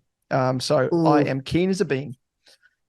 Let's roll into the Smokies. Let's roll into Smokey. Yeah, it's a good one. Good one by me. Didn't even mean that. But these are guys, obviously, who could benefit from a change in role and or getting greater opportunity with a high uptick in scoring, particularly with a few of these guys potentially being in different sides. First up, we have Dill Stevens, who's probably another guy who we haven't really spoken about, hasn't had much of an opportunity at Sydney. And again, Sydney, they've had a knack for having a few guys leave their team who have come on to become pretty good players. Tom Mitchell, Jordan Dawson, and the like. So could he be another youngster that's on the verge of a breakout? I don't know. Was he been 3 years in the system now? Maybe going into 4 at a guess. So yeah, he is someone that you could potentially look at. Likewise is Dev Robertson. So Dev Robertson, WA boy, West Coast reportedly are going to offer him a 4-year deal. I would as well. Get the hell out of Bris Vegas. Old man Fags. Just play him, mate. He's got skill. It just annoys me and annoyed me as an owner as well, as you can tell. But no, seriously, he is a very, very talented player. So if he goes to West Coast, which I think by all reports he will, he's going to be a cash cow to really look at. It'd be interesting to see if he actually maintains any DPP status. So that'll be a nice bit of bonus as well. Just looking back at Dill Stevens, he'll be going into his 5th year. So again, in that breakout territory, 4 to 5 years. Hasn't played too many games, has played a handful of games, but could be another one. And then lastly, Sheldrick. There's a few more, obviously, but Sheldrick, we'll mention him, was a breakout candidate for Sydney when he was actually on the park again, was pretty much stunted for game time, but needs to build up his tank by the looks of it. Through increased opportunity and role, I think he could be someone to look out for. Yeah, I agree with all of those. Probably not one that's really a smoky, but Chad Warner, coming into the right age, probably going to be priced probably a bit too high for a smoky, but could be a nice pick. But yes, I agree with all those guys. Again, I'll touch on, I think it'll be interesting to look at next season, in the preseason before we start making calls. It's a bit hard at this stage. Yep. Let's move on to the rucks. Now we're going to call this lock and load, but there's a bit of a question mark here because I think it's going to be interesting to see how we go next year because obviously we've got Tim English. I mean, he's reportedly going to be just under 700K. Yeah. So 694. He's going to be very expensive. So is he too expensive? Is it too much cash to be putting up on a forward? Is he going to regress potentially? Then you've got Gawn. I don't even know what he'd be priced at. I'm just having a look at these thanks to Emper. Yeah, so Gawney would be 566. That's value to me. Yeah, it is actually. But is he too old? Like Grundy's going to be gone. You'd expect it's hard. I don't know. It's hard. I think the ruck's going to be an interesting one for next season. We could be going back to Gaundy. Do we go back to the well? How funny. Or does it become English and Grundy? I think, it's going to be, and this is, again, we're sort of veering into the part of sides for 2024 that's going to have the most differentiation across everyone's teams because there's no set and forget option now, where especially in the rucks, it's kind of like you have one or two big standard options like, previous years gone by. But, now, do you go for someone like an English who has shown his durability this year? Does that continue into next year at that higher price point? It's more of a risk, and so on and so forth. So that's something to factor in and consider. But I think looking at it now, and in terms of what I'm thinking of doing, this next guy who you mentioned as a value option, he comes in at and could be among the biggest value for 2024, I think. Early call, of course, obviously, but Brodie Grundy. He's going to be priced at 475K. 475K. So cheap. And when you forget just how potent he was and what he can be at the top of his game when played as the outright number one ruck, we had a brief glimpse of it back in rounds 3 to 5 when he filled in for the injured Gawn, and he scored 143, 144, and a 128. And it was no coincidence he only exceeded 100 once in the remaining 12 games that he played, where he was instead the relief ruck and played mainly as a forward. Sydney have stated they are keen on him, with their first choice ruckman in Hickey retiring and their backup in Laddams, of course, unreliable. Likewise, Port Adelaide, they're keen to lure Grundy back home to South Australia. He is an SA boy, with Lysett on the outer for parts of 2023 due to injury and form issues. And neither of those teams like really running a dual ruck setup. Finn Layson at Port Adelaide, he has stepped in to fill the void at various stages. Sydney, they've got Amadi and McLean, but I think they'd prefer to have someone of Brodie Grundy's ilk. And who wouldn't? I mean, when he's at the top of his game, he's hard to beat. So Grundy would have free reign at either of those sides. I did read today, actually, that I think it was through John Ralph. Do you know? Did you see it? I think I was about to bring it up. Yeah. Yep. And it was, it was literally that he prefers, and no surprise here being an SA boy, that he'd be keen to go back and play in South Australia, which would obviously be at Port. I think of those two sides, in terms of being, selfishly looking at it from the SuperCoach perspective, I would prefer him to be at Port Adelaide. Yeah. I think the midfield's better and it will be better considering, you've got Rosie, you got Butters, you got Horn Francis there developing as well, who could again be another breakout option for next year.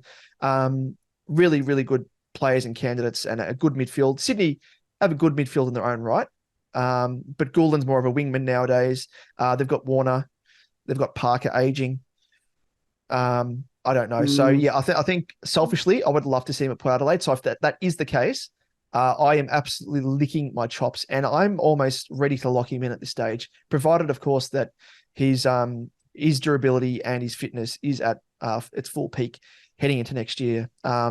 Because I'll get into it a little bit more, but just first and foremost, he's great historical run of form. When he's at his peak, is outright ruck. That's just so hard to ignore. Discounting his 2022 when he was injured for pretty much 90% of it, he averaged 115.2, a 120.6, 130, and a 130.5 across 2021, 2020, and 2019, and 2018, sorry.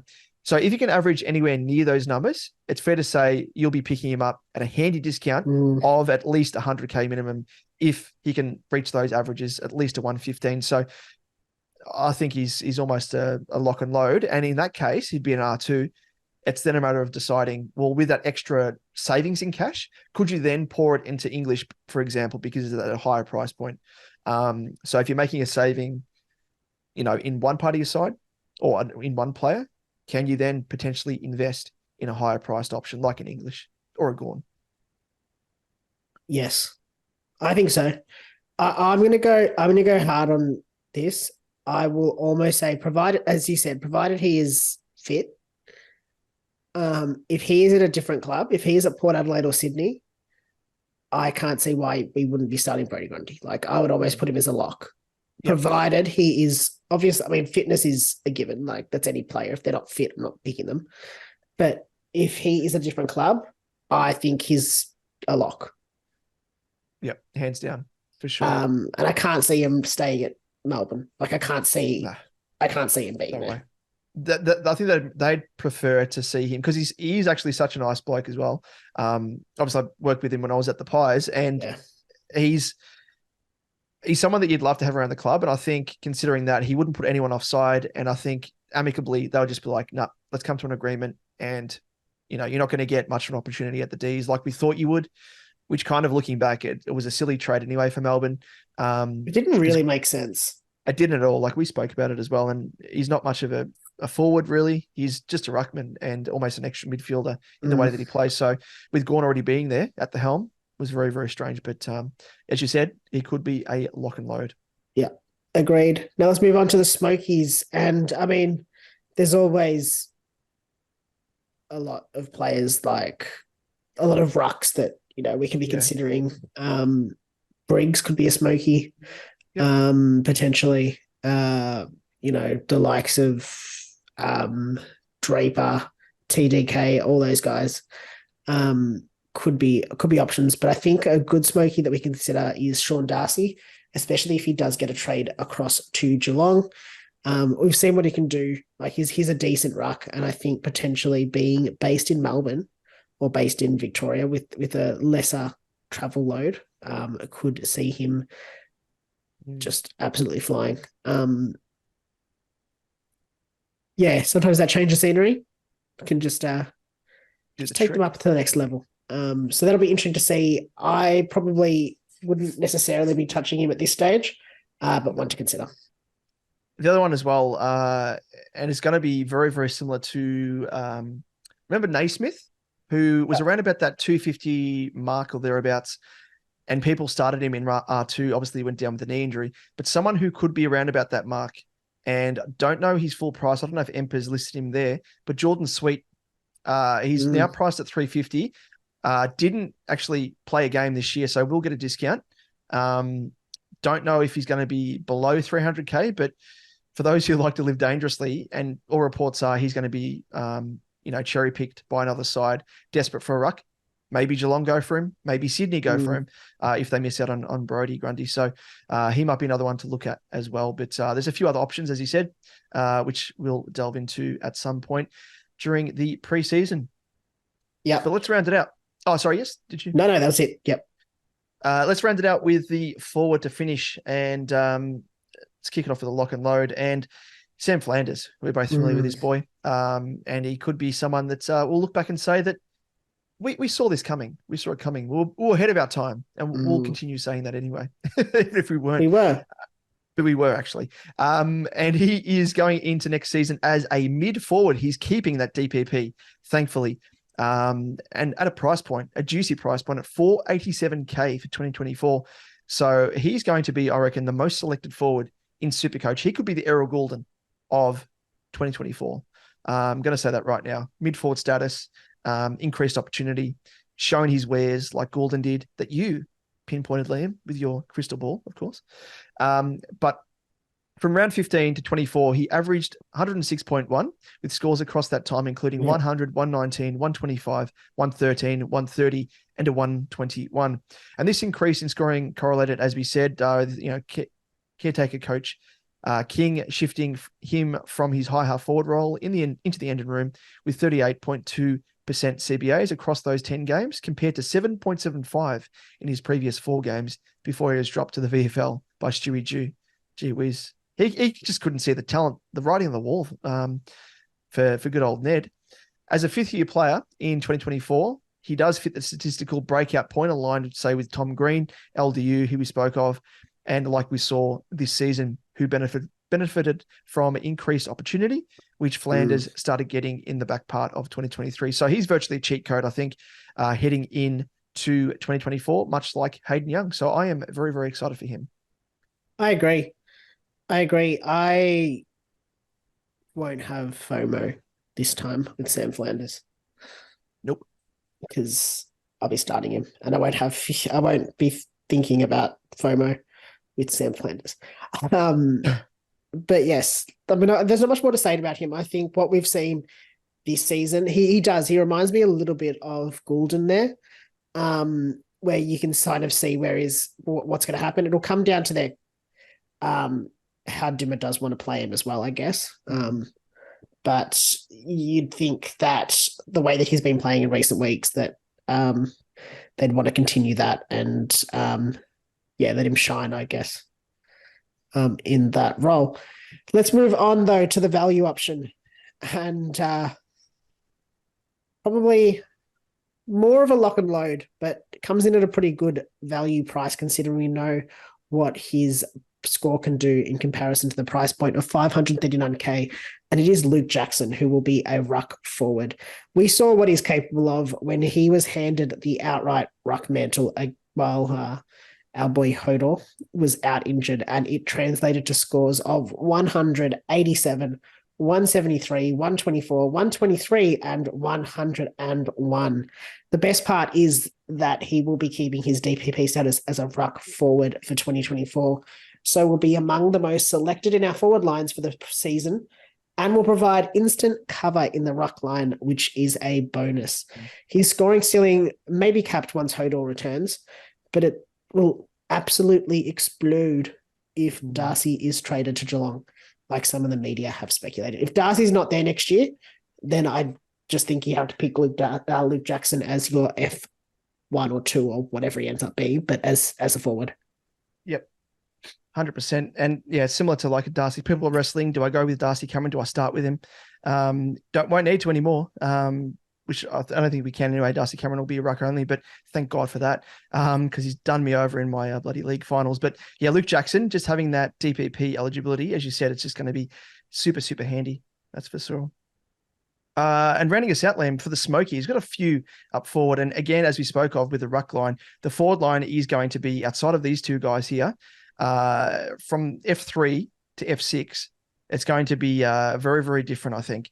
There's a few Smokies here. There's McRae, obviously. Could he bounce back? Depends if he goes to another side. If Bevo gets the sack, maybe he might be someone that you could jump on. Maybe he recaptures that old form of old. Yeah. Bailey Smith as well. Again, same category. Is he traded? Is Bevo sacked? Could he get more opportunity? Surely Bevo's not sacked. He's never sacked. He should have been sacked. Surely not. Seasons ago. Surely not. I mean, they did make the finals. Surely. The others are obviously Ben Keys as well, who served us nicely when he was playing almost a full-time mid-roll.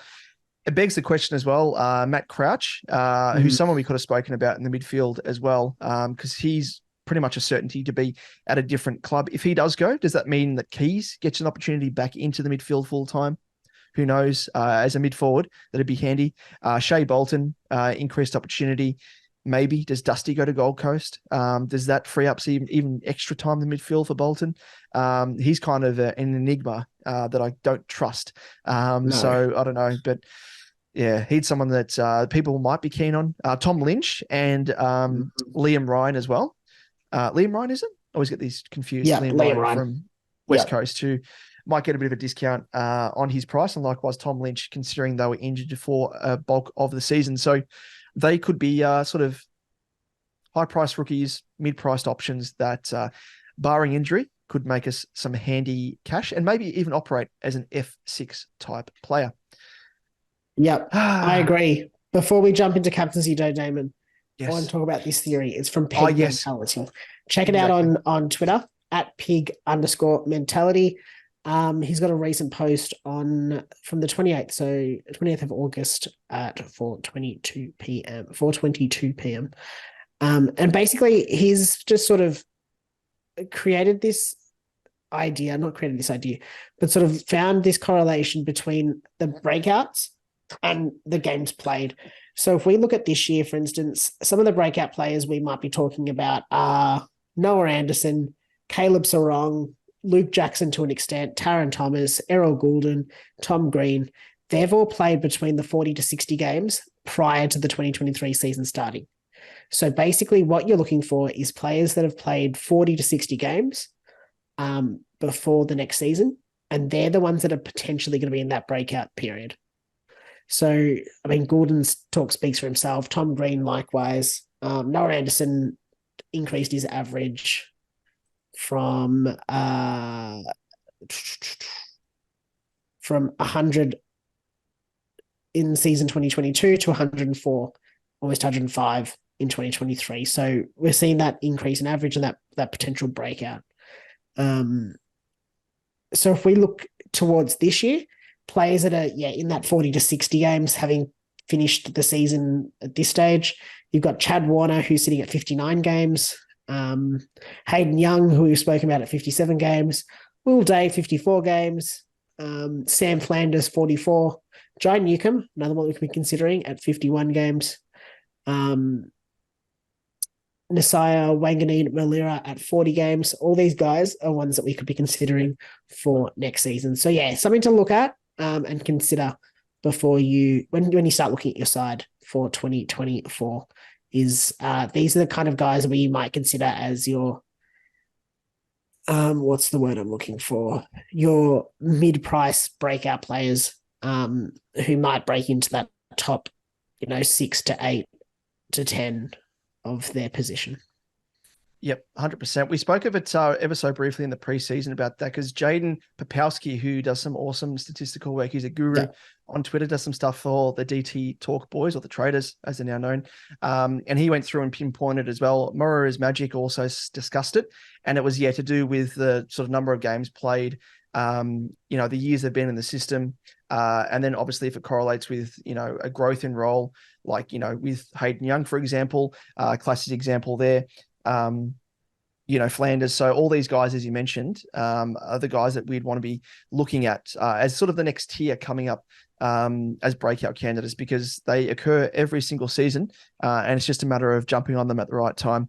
We'll kind of delve into that in a bit more detail across the preseason, because we spoke of it when we spoke about Tom Green and LDU, and they were both half decent options, went at full flight, obviously, and injury free. So we'll chat about that in the preseason for next year, but something to keep an eye on early days. But Liam, it's that time to, sail back to shore and hang up ye captaincy hat for season 2023. But before we do, let's announce it. Let's do it together, Liam. It's I'm the Capitan. Captain. No.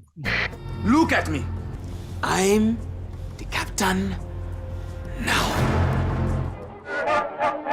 Toot, toot. Oh, toot toot. Yeah, sorry, I forgot about the toot toot. So Liam, with that, what came of our head-to-head captaincy comp? What happened there? Yes. So with my last pick of the season, I had first pick with Timmy English, who scored 103, and that left you, Damon, with the option of anyone else. And you picked Marcus Bontempelli, who scored 146, which did net you another win, which got you to 14 wins to my 10 for the season, and which gives you the win. Well done. So that's the head-to-head scorecard with a margin of 280 in your favor as well. Very well done there, Damon.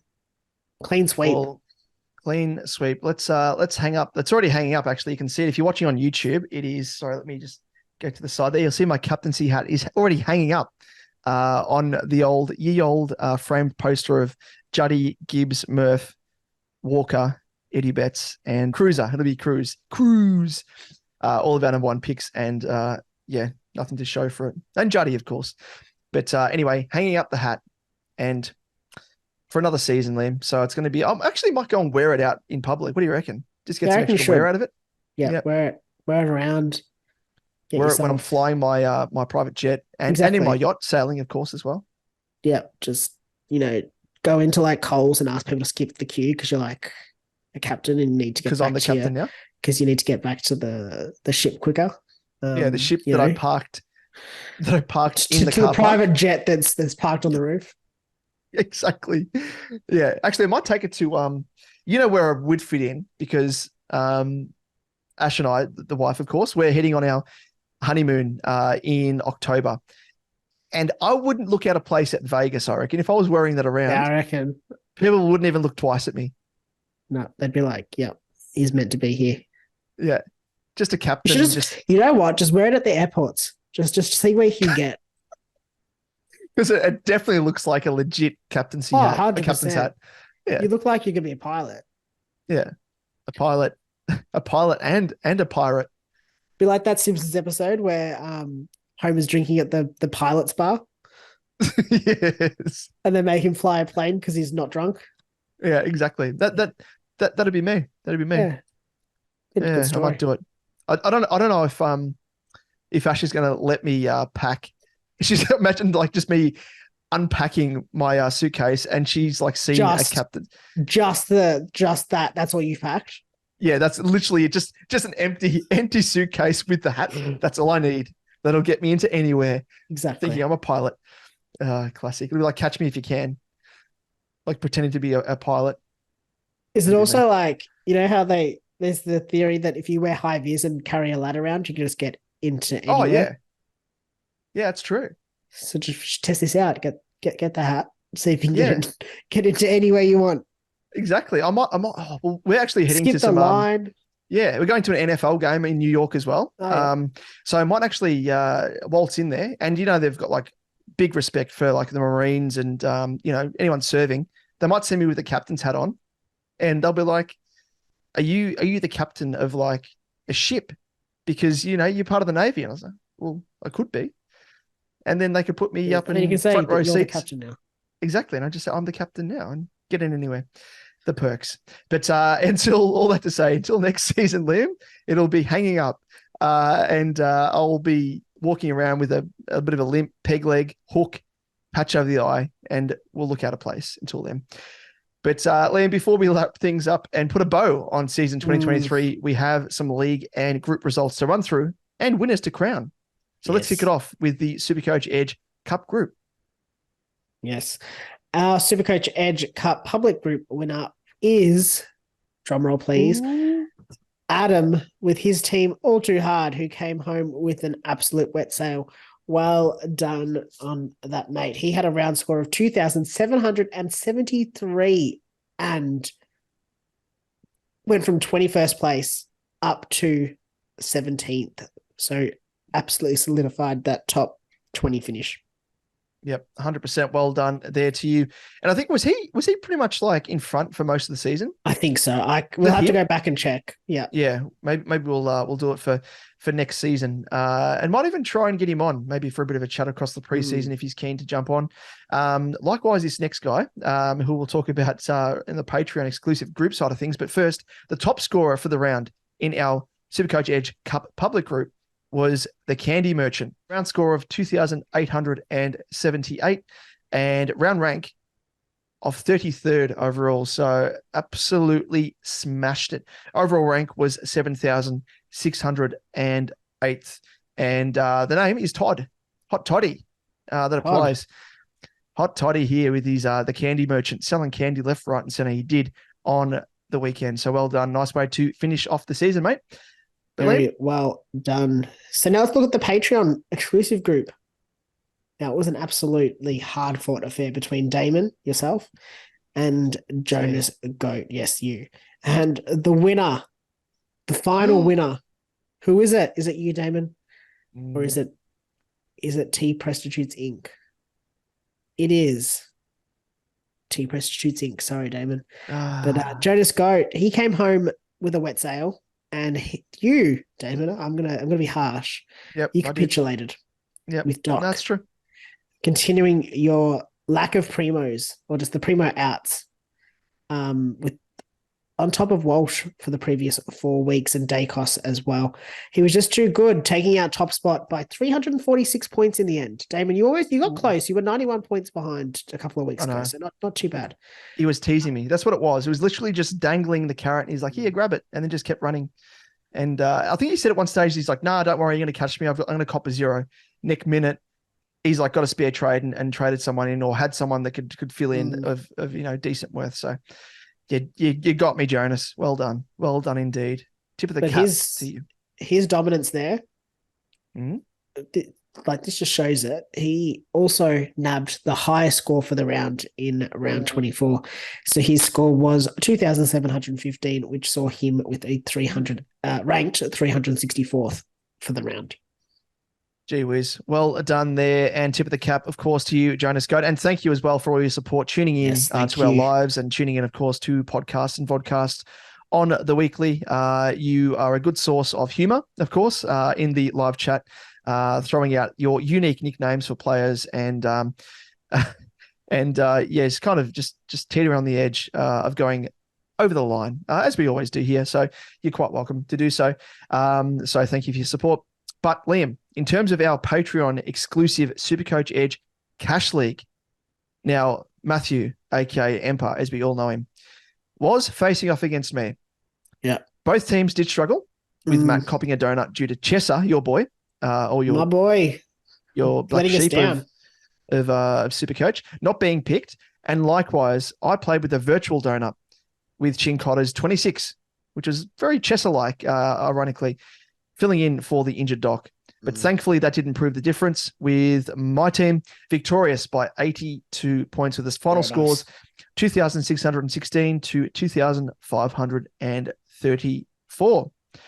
Liam, whilst I was victorious, we mentioned that if either of us was to win this Patreon exclusive SuperCoach Edge Cash League, we'd be ineligible for the top prize. And the upside to me winning is the fact that we'll be putting the prize money not in our pockets, but towards purchasing a gift for every single one of the 6 legends in the Patreon Cash League as a way of thanks for their support across the season. So in essence, you should all be really thanking Matt for falling short. And another way to look at it, alternatively celebrating my win. So I need as much support as I could get, so get around me. But to Matt, Brett, Wade, Scott Arthur, Dylan, and Peter, I don't think I've missed anyone there, apart from ourselves, obviously.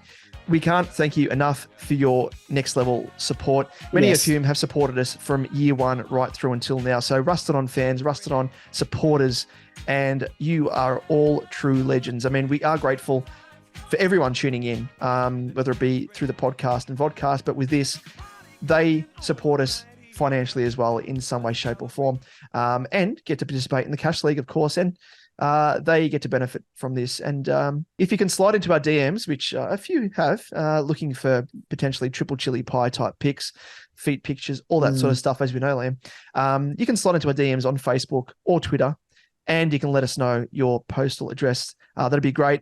And we'll organize getting those special goodies sent out your way. Agreed. Very nice, Liam. Well, that brings us to the end of the show and the end of season 2023. Let's all let out a collective but also a sigh, because it's been that sort of year. Yeah, and we've been crawling to the finish line, but we are here. But before we go, and I'm going to pass the baton to you, Liam, we have a special announcement, which is what we sort of detailed at the start of the show. Yes. So we've had a few people ask us, reach out. They've asked us some questions. What are you going to do with the YouTube channel now that SuperCoach has finished up? And,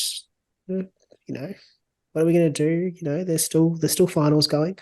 And they were asking because they were keen to hear what us continue on in the form of releasing weekly apps just over the finals and talk a bit more generic footy as a review or a preview show. So the call was made. Damon and I went into intense negotiations with ourselves. We squabbled over who's going to get access to the red snakes. Yeah. Morrow bars.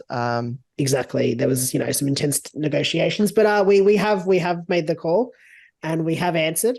We'll be back. We will be back. Yeah, we will be back next week. So it's the bye. We've got even though it's the bye and we should be having some time off, we will be using it. But of course, re-energized, because we're going to be talking about footy more generally and discussing a few more things, which is going to be very exciting and something new, something to freshen us up. So, and I guess considering that a majority of these episodes late in the season have been sort of more shifting towards that content-wise anyway, it's virtually business as usual. So you'll catch us releasing weekly eps across the final series up until the end of the 2023 season, where we'll be dissecting the finals, previewing those upcoming, of course, along with other topical discussion points such as the Brownlow, All-Australian, and more. So make sure you subscribe to our YouTube channel and hit the notification bell to be notified of when our eps drop. And if you want to keep across the content in other ways and be reminded of, the new ways you can listen to us, you can follow us on YouTube. Just search SuperCoach Edge, and please don't forget to like and subscribe. And on Twitter /X, you'll find us at SuperCoach_Edge, Damon at DamoJ88, myself at Liam Evans _95, and on Facebook, Instagram, and TikTok, search SuperCoach Edge, and that's where you'll find us. Very nice. Well, to end things, Liam, I must first and foremost give some thanks, as we will. But I must thank you, Liam, for being the tried and true support beam throughout the entire season. Times there where I've kind of made a bad trade, I've dropped my head, you've lifted me up, and I hope I did likewise to you. Yes, but butted up every single week. You helped out with the run sheet. Times when I was busy at work, you delved into it and so on and so forth. So you have been absolutely stellar. You have been the primo of primos. Oh, you've been better than Jack Steele. That's safe to say that. That's not the compliment you think it is. But... In fact, I'm going to say you are the Errol Goulden of SuperCoach Edge for 2023. And I know that's the highest of praise. I'm not worthy. I'm not worthy to have my name said in the same sentences as the big man. But no, you've been great. So thank you, and it's been awesome fun as always. How many episodes that we've done now? I think you mentioned. Oh, I counted it before. Was it 30 something? It was like 30 or 40 or something. Yeah, for this season. Oh, so it's the most episodes. Massive effort from us. Most episodes that we've done of any season. This is our third 37. to date, of course. 37. No wonder we're absolutely cooked. And going delirious, cross-eyed, all that sort of stuff. And I must thank you as well for those moments of delirium that you've pepped me up. I don't even know what I did that day. I don't know where I went. It needs to happen again because it's one of the funniest things I've witnessed on stream. So on record. So thank you for that. But aside from yourself, Liam, of course, we must thank our loyal listeners and viewers, of course, who, we wouldn't do what we do without them tuning in each and every week. We put up a little message on Twitter. We will do this on Facebook as well in case you missed it. But We see the positive feedback that comes through, the kind words of support, messages, of course, those ones detailing how, they've followed our advice and they won a crucial league game off the back of that. There's no better feeling when we see that happening. So a special shout out to them, but also, as we mentioned, those who support us through Patreon, they are truly a special bunch. So, it means the absolute world to have their support. So thank you so much. And we also want to thank those guests that came on throughout the season. SuperCoach Masters, the Skodfather, SuperCoach with DR, Shorty's SuperCoach, Joe from the Centre Bounce, and the Centre Bounce, of course, as well with Big J. And to finish things off, Liam, must say it's been an absolute pleasure again in our third season providing content as always. We hope you've been able to learn something from us along the way. We've been crazy, Liam. We've lost our marbles. You probably more so than me. What different marbles? Times. Yeah, we never had any marbles Never to begin had with the to marbles. lose. But off the back of that, we hope that, if you haven't learned something, which I'm sure you probably would have, but hopefully we have brightened up your day with our ridiculous banter and, the endless memes and pop culture references, especially the Simpsons ones as well. They've been good fun to work in. But that's it. That's us, Liam. Another mammoth episode, another mammoth season to finish off. So in ending, don't forget to look out for our AFL chat. I don't know what we're going to call it. We'll come up with some sort of name. Let us know if you've got a name in mind. I don't know. I haven't really thought that far ahead. It's kind of been on a whim. We can't put it to a public vote because it'll come back as like episode-y face or something. Oh, yes. Actually, that's a good idea. We might do that. I don't know. We'll have a think. We got some time anyway before we record, but look out for that, of course, next week. But let's just say enjoy your SuperCoach off season. You enjoy your SuperCoach off season, Liam, because I know you are super keen for some downtime.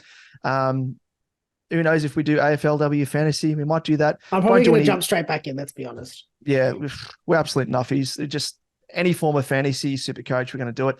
I'm looking forward to NFL fantasy as well. It just never ends, much to the disappointment of my wife. But that's it, Liam. Let's clock off. Let's ride off into the sunset towards 2024. And we'll see you all again on YouTube. You'll hear us in the airwaves on podcast form to do it all again in 2024. So as we always say, we'll see you same time, same place, just in 2024. We'll see you then. Catch you guys.